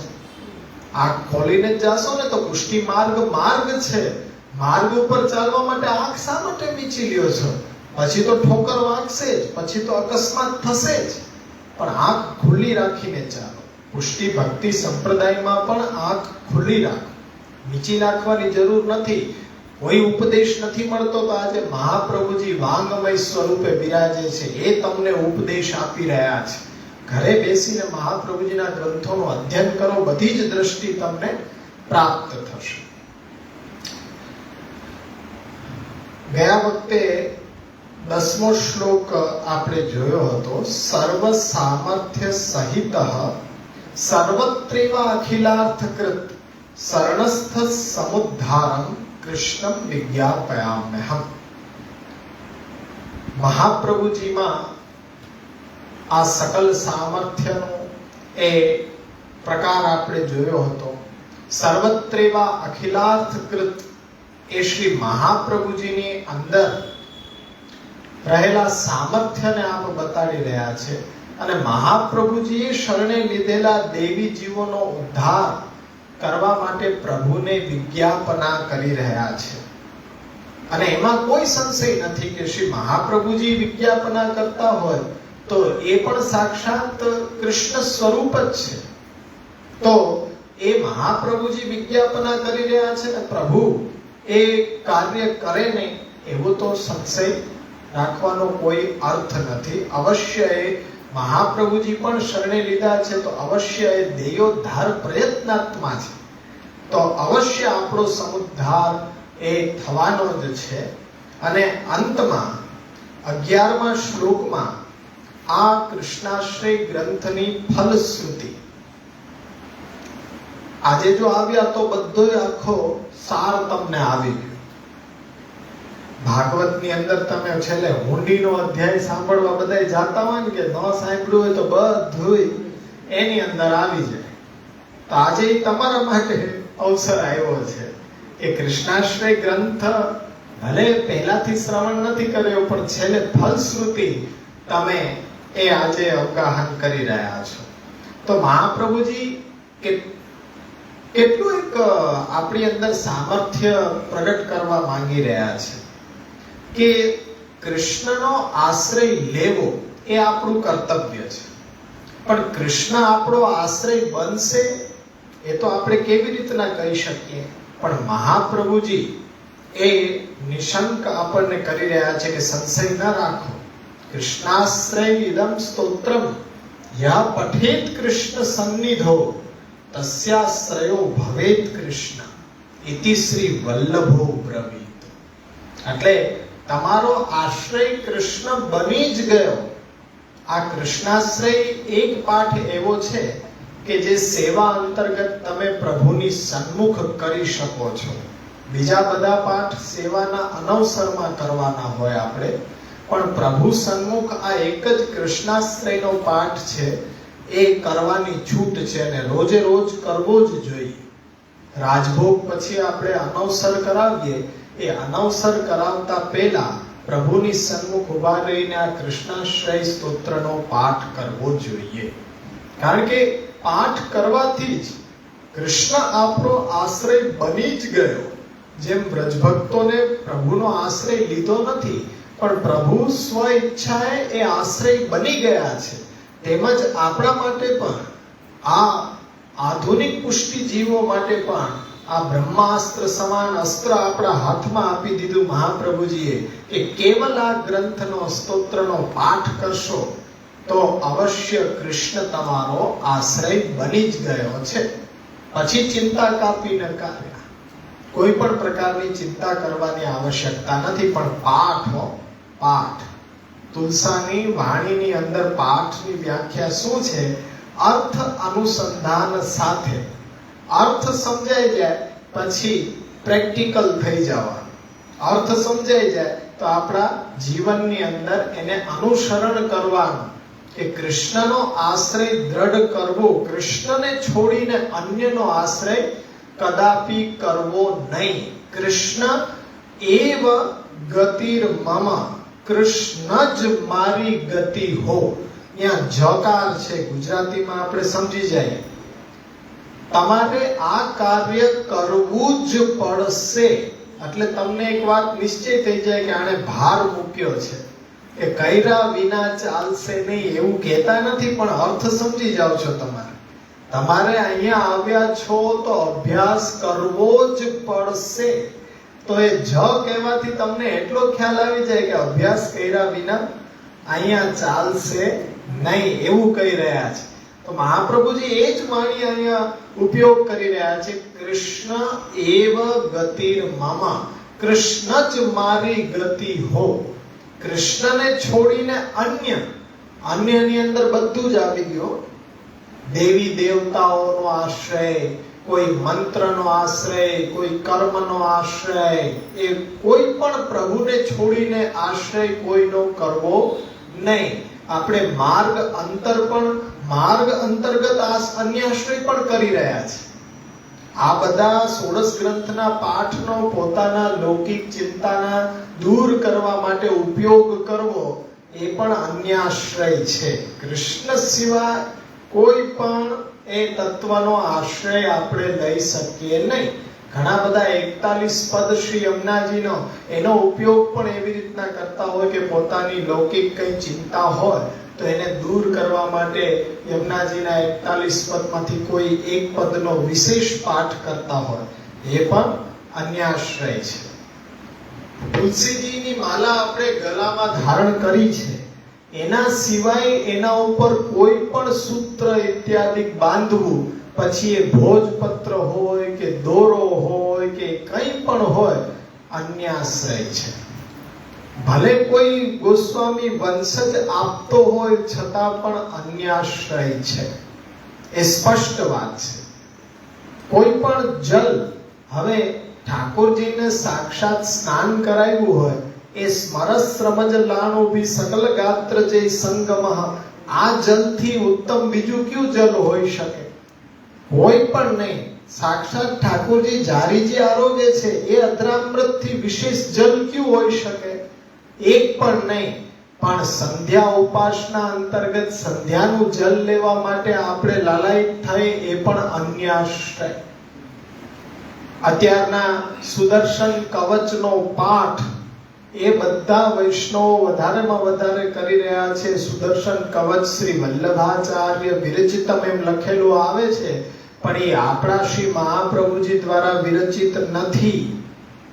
સુદર્શન કવચ કે કોઈ મંત્ર મંત્રોનો રાજા એક જ છે, શ્રી કૃષ્ણ શરણમ મમ. એ મંત્ર સિવાય કોઈ પણ મંત્રનો જપ આપણાથી થઈ શકતો નથી. પરંતુ અષ્ટાક્ષરથી પોતાની કામનાઓ પૂર્તિ કરવા માટે કોઈ ઈચ્છા થતી હોય તો અષ્ટાક્ષરથી પણ અન્યાશ્રય થઈ શકે છે. એટલે કેવલ કૃષ્ણનો જ આશ્રય આપણા માટે હિતકારી છે. તો આપણને એમ લાગે કે હવે આપણા દુઃખ દૂર કેમ થશે? અરે મહાપ્રભુજી કહે છે કે જો દુઃખ દૂર કરવા સુધીની જ વાત છે ને, તો ઠાકોરજીનું ચિત્ર જે છે, બે હાથ જોડીને વંદન કરી લ્યો. વંદન કરવા માત્રથી જ તમારી બધી જ અપેક્ષાઓ પૂર્ણ કરી દેશે. હરિ કહેતા જ દુઃખોને હરી લેશે, અને કૃષ્ણ કહેતા સદા આનંદ પ્રાપ્ત થશે. પણ એનાથી કઈ વિશેષ ઈચ્છા હોય તો પુષ્ટિ ભક્તિ સંપ્રદાયમાં પ્રવેશ લેવો જોઈએ. પણ પ્રભુ તો પહેલાથી જ એને પ્રાર્થના કરવાની આવશ્યકતા નથી. આપણે પુષ્ટિ માર્ગને નહોતા જાણતા, એની પહેલા પણ આપણે જીવિતો રહ્યા હતા ને. આપણને એ પૂરું પાડનારો હતો કોણ? કૃષ્ણ જ હતો ને. આ તો વિશેષ કૃપા થઈને આપણે પુષ્ટિ ભક્તિ સંપ્રદાય આપણને પ્રાપ્ત થયો. કૃષ્ણનું મહાત્મ્ય જાણતા થયા. અત્યારના કોઈ કૃષ્ણને જાણતું પણ નથી, તો કૃષ્ણ શું એનું પાલન પોષણ નથી કરતો? અનંત કોટી બ્રહ્માંડનો નાયક છે, એ કીડીને કણ અને હાથીને મણ એ પૂરું તો પાડી જ રહ્યો છે.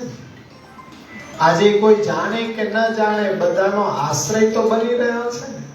ગીતાજીની અંદર અર્જુનને આપ કહી રહ્યા છે કે મોતીની માળા એક દોરાના આશ્રય જેમ બધા મોતી માળાના રૂપમાં ભેગા રહેતા હોય, એવી રીતના ચરાચર જગત છે.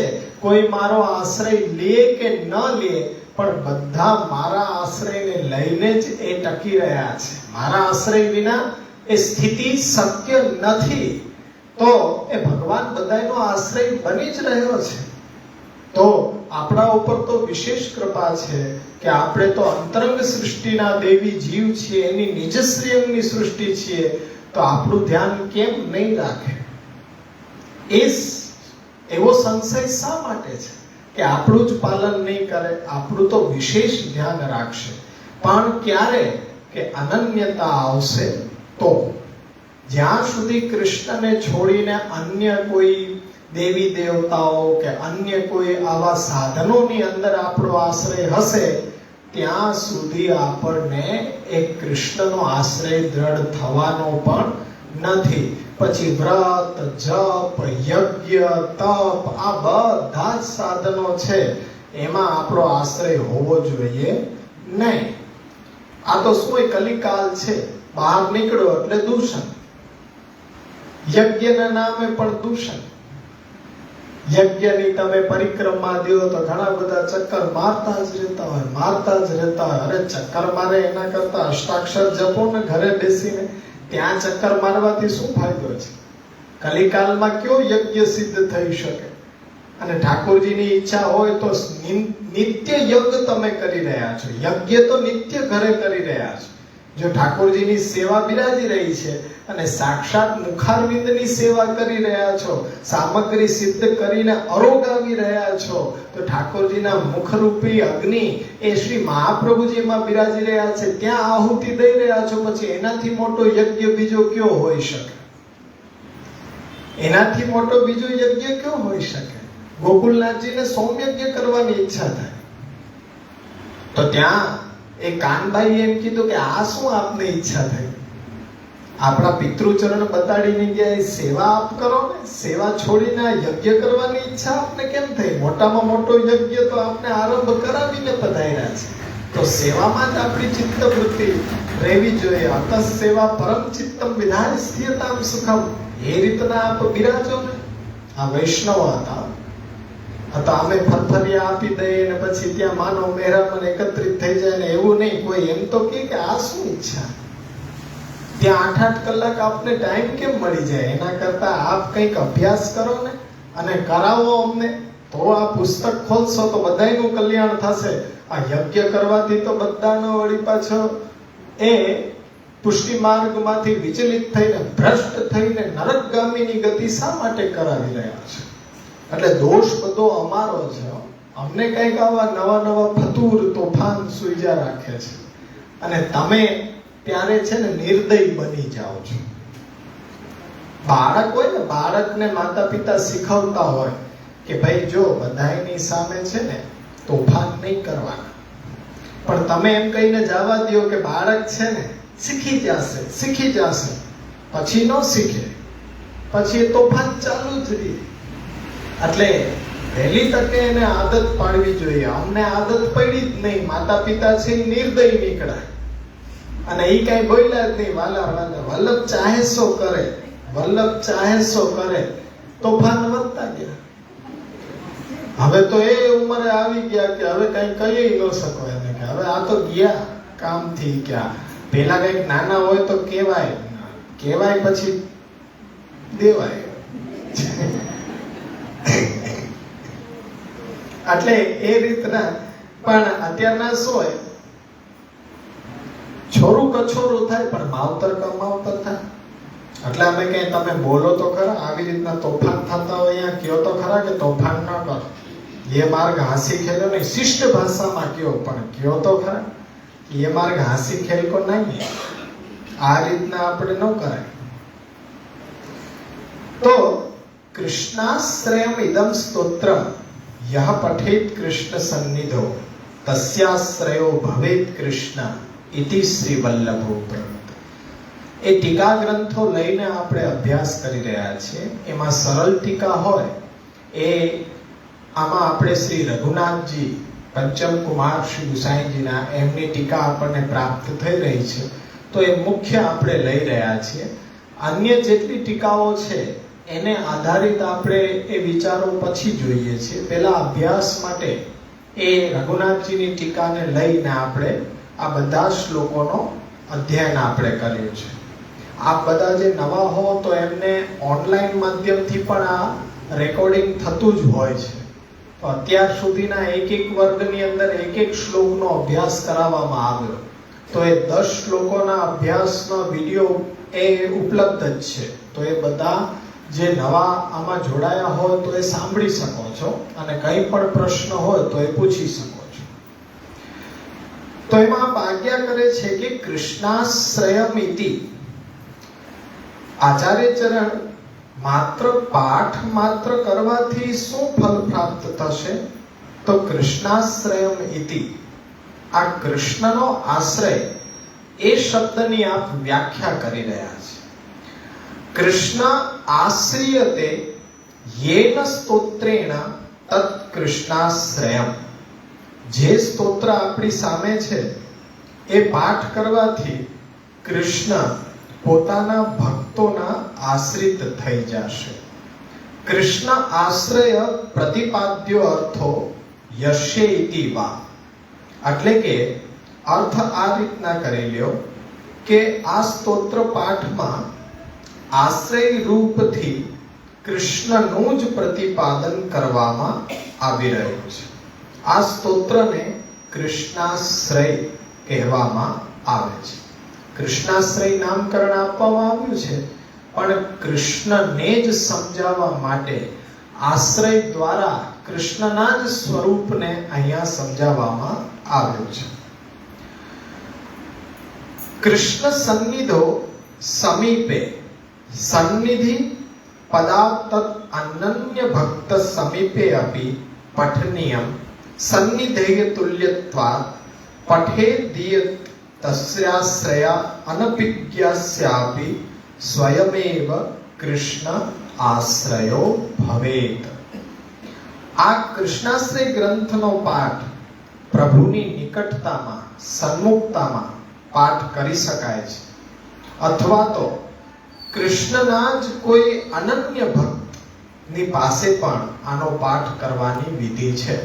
એવા અનન્ય ભક્તો અત્યારના 84 અને 252 વૈષ્ણવ કદાચ ભૂતલ ઉપર હોય તો આપણી એવી દ્રષ્ટિ નથી કે એને ઓળખી શકીએ.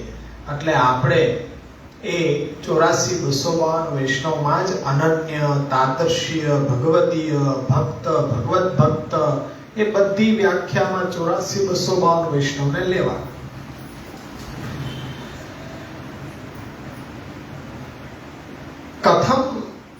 કથમ ઇદમ અતિ દુર્લભમેતાવન માત્રેણ ભવેદિતિ ના સંકનીય યતઃ કારણાત ઇતિ શ્રી વલ્લભો બ્રવીત. જીવ છે એ ભગવાન કૃષ્ણના આશ્રયથી અનભિજ્ઞ છે. ભગવાનનો આશ્રય શું છે એને જ્ઞાન જ નથી. એ આશ્રય કેવી રીતના લેવાય એ પણ નથી સમજતો. તો એવા ભક્તના પણ આશ્રિત કૃષ્ણ થઈ જાય કેવી રીતના માની શકાય? ભગવાનને નથી જાણતો, ભગવાનનો આશ્રય એ શું છે એ નથી જાણતો, આશ્રય કઈ રીતના લેવાય એ ખ્યાલ નથી, તો એ પણ શું આ ગ્રંથનો પાઠ કરે તો એને પણ કૃષ્ણ એ આશ્રિત થઈ જાય એવાનો પણ. તો આવા અતિ દુર્લભ શ્રી કૃષ્ણાશ્રય ગ્રંથનો પાઠ કરવા માત્રથી પ્રભુ આશ્રય આપણો કેવી રીતના બની જાય, આવી શંકા થાય, પ્રશ્ન થાય. તો ત્યાં રઘુનાથજી સમજાવે છે કે સંદેહ કરવાનું કોઈ કારણ નથી. શા માટે કારણ નથી? તો કે આ ઇતિ શ્રી વલ્લભો બ્રવીત, આ શ્રી મહાપ્રભુજી આજ્ઞા કરી રહ્યા છે. આ મહાપ્રભુજી સાક્ષાત આજ્ઞા કરી રહ્યા છે. ઇતિ શ્રી વલ્લભો બ્રવીત. ઇતિ ઇમમ અર્થમ શ્રી વલ્લભ આચાર્ય વર્યો અબ્રવીત ઉક્તવાનતઃ કિમ આશ્ચર્યમ. એટલે કે આનો સંપૂર્ણ અર્થ શ્રી મહાપ્રભુ શ્રી વલ્લભાચાર્યજીએ કહ્યો છે, તો પછી આમાં આશ્ચર્ય શું હોઈ શકે? આશ્ચર્ય તો ત્યારે હોય કે શ્રી વલ્લભના સ્વરૂપને ન જાણતા હોય. વસ્તુતઃ કૃષ્ણ એવ શ્રી વલ્લભનું સ્વરૂપ છે અને એ જ આ વસ્તુ આજ્ઞા કરી રહ્યા હોય તો સંશયની શું આવશ્યકતા છે? એટલે ભગવદ આશ્રય પ્રાપ્ત કરવામાં માત્ર આચાર્ય ચરણોની વાણીનું સામર્થ્ય જ મૂળ કારણ છે. ભગવાન આપણો આશ્રય શા માટે બની જશે? કારણ કે આ વાણી કોની છે? અધિકારી પાખે એ વાણી નહીં કોને ઉચ્ચાર. મહાપ્રભુજીના નિજ દેવી જીવો હોય એ તો મહાપ્રભુજીની વાણી છે, તો એ વાણી તો પ્રભુને પણ બાંધી રહી છે. પ્રભુ પણ એ શ્રી વલ્લભ, જેમ વલ્લભ કૃષ્ણ હાર્દવિત છે, પ્રભુના હૃદયની વાત એ શ્રી વલ્લભ જાણી રહ્યા છે, તો એ શ્રી વલ્લભના સ્વરૂપથી અનભિજ્ઞ હોય એને આ વાત ન સમજાય. પણ આપણને તો શ્રી વલ્લભો બ્રવીત એટલું કહેતા જ સંપૂર્ણ વિશ્વાસ થઈ જાય કે કૃષ્ણ આપણો આશ્રય બની જ ગયો છે. એટલે અહીંયા સામર્થ્ય તો શ્રી વલ્લભનું જ છે, કારણ કે એમના વચનોથી પ્રેરિત થઈને ભગવાન છે એ પોતાના જીવોના આશ્રિત બની જાય છે. મહાપ્રભુજીની કાનીથી આડીથી આપણે સેવા પણ ક્યારે કોની કાનીથી કરીએ છીએ? શ્રી મહાપ્રભુજીની કાનીથી. ભોગ ધરીએ છીએ તો કોની કાનીથી? શ્રી મહાપ્રભુજીની કાની. જો મહાપ્રભુજી નામ સામે આવે એટલે પછી કોઈ કૃતિ પ્રભુ જોતા નથી. શ્રી વલ્લભને ધ્યાનમાં રાખીને આપણી એ કૃતિને પણ, કાર્યને પણ એ સેવા તરીકે સ્વીકારે છે. એટલે ભગવાન છે એ આશ્રય બની જ જાય. જે આશ્રયથી અનભિજ્ઞ હોય એ પણ ખાલી મહાપ્રભુજીની વાણીનું ઉચ્ચારણ પણ એટલું સામર્થ્ય છે એમાં કે પ્રભુને તમારો આશ્રય બનાવી જ દે છે. એટલે પોતે જીવ દ્વારા કરેલા સાધનોની સામે પ્રભુ એ જોતા જ નથી, લેશ માત્ર અપેક્ષા રાખતા જ નથી. કારણ કે પ્રભુ શ્રી મહાપ્રભુની કાનીથી બધું સ્વીકાર કરે છે. અને મહાપ્રભુજી કેવા છે? અંગીકૃતો સમર્યાદ. તો આપે જેને અંગીકૃત કર્યા હોય, એટલે આપે જેને ઠોક વગાડીને એ પરીક્ષણ કરી લીધું હોય, પ્રભુ છે એવા જીવોનો આશ્રય બની જ જાય છે. અને એ ક્યારે ખ્યાલ આવે કે મહાપ્રભુજીના સિદ્ધાંતો આધારિત આપણું જીવન હોય ત્યારે આપોઆપ આપણને ખ્યાલ આવી જાય કે ભગવાન છે એ આપણો આશ્રય લઈને, જેમ ભક્ત ભગવાનનો આશ્રય લે એમ ભગવાન છે એ ભક્તના આશ્રયે રહે છે. આજે એ ભગવાન પણ ભૂલી અને જ્યારે સેવા કરીને ઘરની બહાર વેપાર વાણિજ્ય માટે જાય ત્યારે ઘરનો દરવાજો અંદરથી બંધ રાખીને પોતે ઘરનું રક્ષણ કરે. અનન્યાસ ચિંતયંતો મામ યે જનાઃ પર્યુપાસતે તેસામ અભિયુક્તાનામ યોગક્ષેમ વહામ્યહમ. હવે પાછો જ્યારે સાંજે ઘરે આવે, ખખડાવે, ત્યારે એની સાથે પાછી અદ્ભુત લીલા કરે કે દરવાજો ખુલશે નહીં. અરે સે કેમ નહીં ખુલે? તો કે એમને ખાલી હાથે આવ્યો છે કે કંઈક લાવ્યો છે? અરે કે પ્રભુ આજે તો બહુ સુંદર મેવો લાવ્યો છો. હવે જોજો, ગરુડાસન જેને બિરાજવાનું આસન છે, કૌસ્તુભ મણિ ધારણ કરેલો એ મણિ છે, માયા એની દાસી છે. તો એવા પ્રભુ આજે ભક્તે લાવેલું એક ફળ એના માટે જલ્દીથી આકડીઓ ખોલી દે અને ભક્ત ઘરની અંદર આવે એટલે એના ખભા ઉપર ચડીને એમ કે લાવ મારો મેવો મને આરોગાવ. આ પ્રભુની એ લીલા છે કે આ પ્રભુ લીલા ક્યારે કરે આપણી સાથે? કે જ્યારે આ કૃષ્ણાશ્રય ગ્રંથ આપણે આત્મસાત કરીએ તો આ સિદ્ધિ આપણને શ્રી મહાપ્રભુજીની કૃપાથી આજના સમયમાં પણ શક્ય છે. કલૌ ભક્ત્યાદિ માર્ગાહી દુસાધ્ય ઇતિ મે મતિઃ. દુસાધ્ય કીધો છે પણ અસાધ્ય નથી કીધો. પ્રયત્ન કરીએ તો કૃપા છે એ કામ કરશે, પણ પ્રયત્ન ન કરવામાં આવે તો પછી આપણા ઉપર કૃપા છે એનું પ્રયોજન કેવી રીતના સિદ્ધ થાય? આપણે જ્યારે મહાપ્રભુજીના ગ્રંથોનો અભ્યાસ કરીને એ પ્રમાણે જીવન જીવીએ ત્યારે પ્રભુ પણ તૈયાર જ છે. પ્રભુ કહે છે કે હું એના ખભા ઉપર હાથ મૂકવા તૈયાર છું. જો કૃપાનો હાથ એના ખભા ઉપર મૂક્યો છે તો એને સેવાનો હાથ મારા ખભા ઉપર મૂકવો જોઈએ. પણ એ અનન્ય મારો આશ્રય લઈને જો સેવામાં પ્રવૃત્ત ન થાય તો પછી એને આ આનંદથી વંચિત રહેવું પડે, એને આવી સિદ્ધિઓથી વંચિત રહેવું પડે. આપણો સંપ્રદાય વિલક્ષણ ત્યાં છે કે જ્યાં બધા જ સંપ્રદાયો માર્ગો પ્રભુને મેળવવા સુધી એ સીમિત છે, ત્યાં બધા પૂર્ણ થઈ જાય. પણ પુષ્ટિ ભક્તિ સંપ્રદાય એવો સંપ્રદાય, પુષ્ટિ માર્ગ એવો માર્ગ કે પ્રભુ પ્રાપ્તિ પછી તો શરૂઆત થાય. આ મન આપણું પ્રભુમાં લાગી જાય પછી એ ભક્તિના કિનારા ઉપર આપણે ને પ્રભુ બંને વિહાર કરીએ. ક્યાંય પહોંચવાની ઉતાવળ નથી, ફક્ત એ વિહારનો આનંદ લેવો છે કે ભક્તિ માર્ગના એ માર્ગ ઉપર પ્રભુ અને આપણે બંને એક સાથે ચાલીએ, એ જ વિહાર કરતા રહેવું. એ જ મહાપ્રભુજી કહે છે કે પુષ્ટિ ભક્તિ માટે સર્વોત્તમ કક્ષા છે, એ જ કૃતાર્થતા છે, એ જ વ્યસનોત્તર કૃતાર્થતા છે, એ જ અલૌકિક સામર્થ્ય છે, એ જ માનસી છે કે આ સેવા નિરંતર ચાલુ. સ્મરણમ ભજનમ ચાપી ન ત્યાજ્યમ ઇતિ મે મતિ. આ જ આપણા માટે એ મોક્ષની અવસ્થા છે. પ્રભુ જ આપણા માટે, પ્રભુની સેવા ધર્મ, પ્રભુ જ આપણા માટે અર્થ, પ્રભુની સેવા, પ્રભુના દર્શન, એ જ આ કામના. અને આજીવન પ્રભુની સેવા કથામય જીવન અંતિમ શ્વાસ સુધી નિભી રહે એ જ આપણો મોક્ષ. આનાથી વિશેષ પુષ્ટિ ભક્તિ સંપ્રદાયમાં કંઈ નથી. તો આ શ્રી રઘુનાથજીની ટીકા સાથે સુખેન શ્રિયતામ કૃષ્ણ કિમાદેશ ચિંતયામ મુધા આચાર્ય વાક સુધા સિક્તા માકૃંઢમ સંશયમ જના આચાર્ય ચરણામ ભોજે દૃઢમ વિશ્વાસ્ય વિસ્તરા રઘુનાથશ્ચકારેદમ કૃષ્ણાશ્રય વિચારણમ ઇતિ શ્રીમદ વલ્લભ નંદન ચરણેક શરણમ શ્રી રઘુનાથસ્ય કૃતો કૃષ્ણાશ્રય સ્તોત્ર વિવરણમ. સંસારની આદિ વ્યાધિથી કેમ ચિંતાતુર રહો છો? આચાર્ય વાણીના અમૃતથી તમે રસ તરબોળ રહો.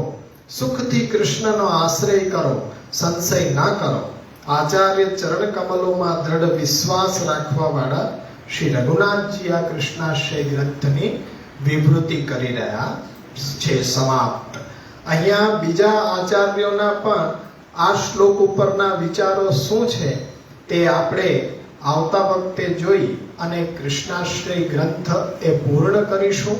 અને ત્યાર પછી બાલબોધ ગ્રંથ શરણાગતિના ગ્રંથ છે. એમાં શરણાગતિ, સમર્પણ, સેવા અને ભક્તિ આ 4 મુખ્ય આધાર સ્તંભ. અને 16 ગ્રંથ છે. 16 તો 4 ગ્રંથ બધા માટે છે. એમાં શરણાગતિના પહેલો ગ્રંથ વિવેક ધૈર્યાશ્રયનો અભ્યાસ કર્યો, એ પણ તમને ઓનલાઈન રેકોર્ડિંગ અવેલેબલ છે.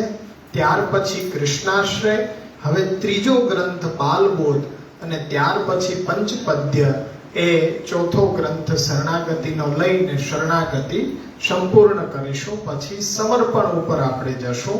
એ આપણો આ વર્ગનો વિષય છે. આશ્રયનું પદગાન કરીએ અને આજે અહીંયા જ વિરામ લઈએ. દ્રઢઈન ચરણ કેરો ભરોસો, દ્રઢઈન ચરણ કેરો શ્રી વલ્લભ ચંદ્ર છટા સબ જુગ માજ અંધેરો ભરોસો, દ્રઢઈન ચરણ કેરો સાધન ઓર નહિયા કરીને જાસુ હોદની રે, સૂર્ય કહા કહે દ્વિવિધ આદરો, મોલ કો ચેરો ભરોસો, દ્રઢઈન ચરણ કેરો, દ્રઢઈન ચરણ કેરો ભરોસો, દ્રઢઈન ચરણ કેરો. શ્રી વલ્લભાધીશ કી જય. શ્રી ગોપીનાથજી પરમ દયાલ કી જય. શ્રી ગુસાઈજી પરમ દયાલ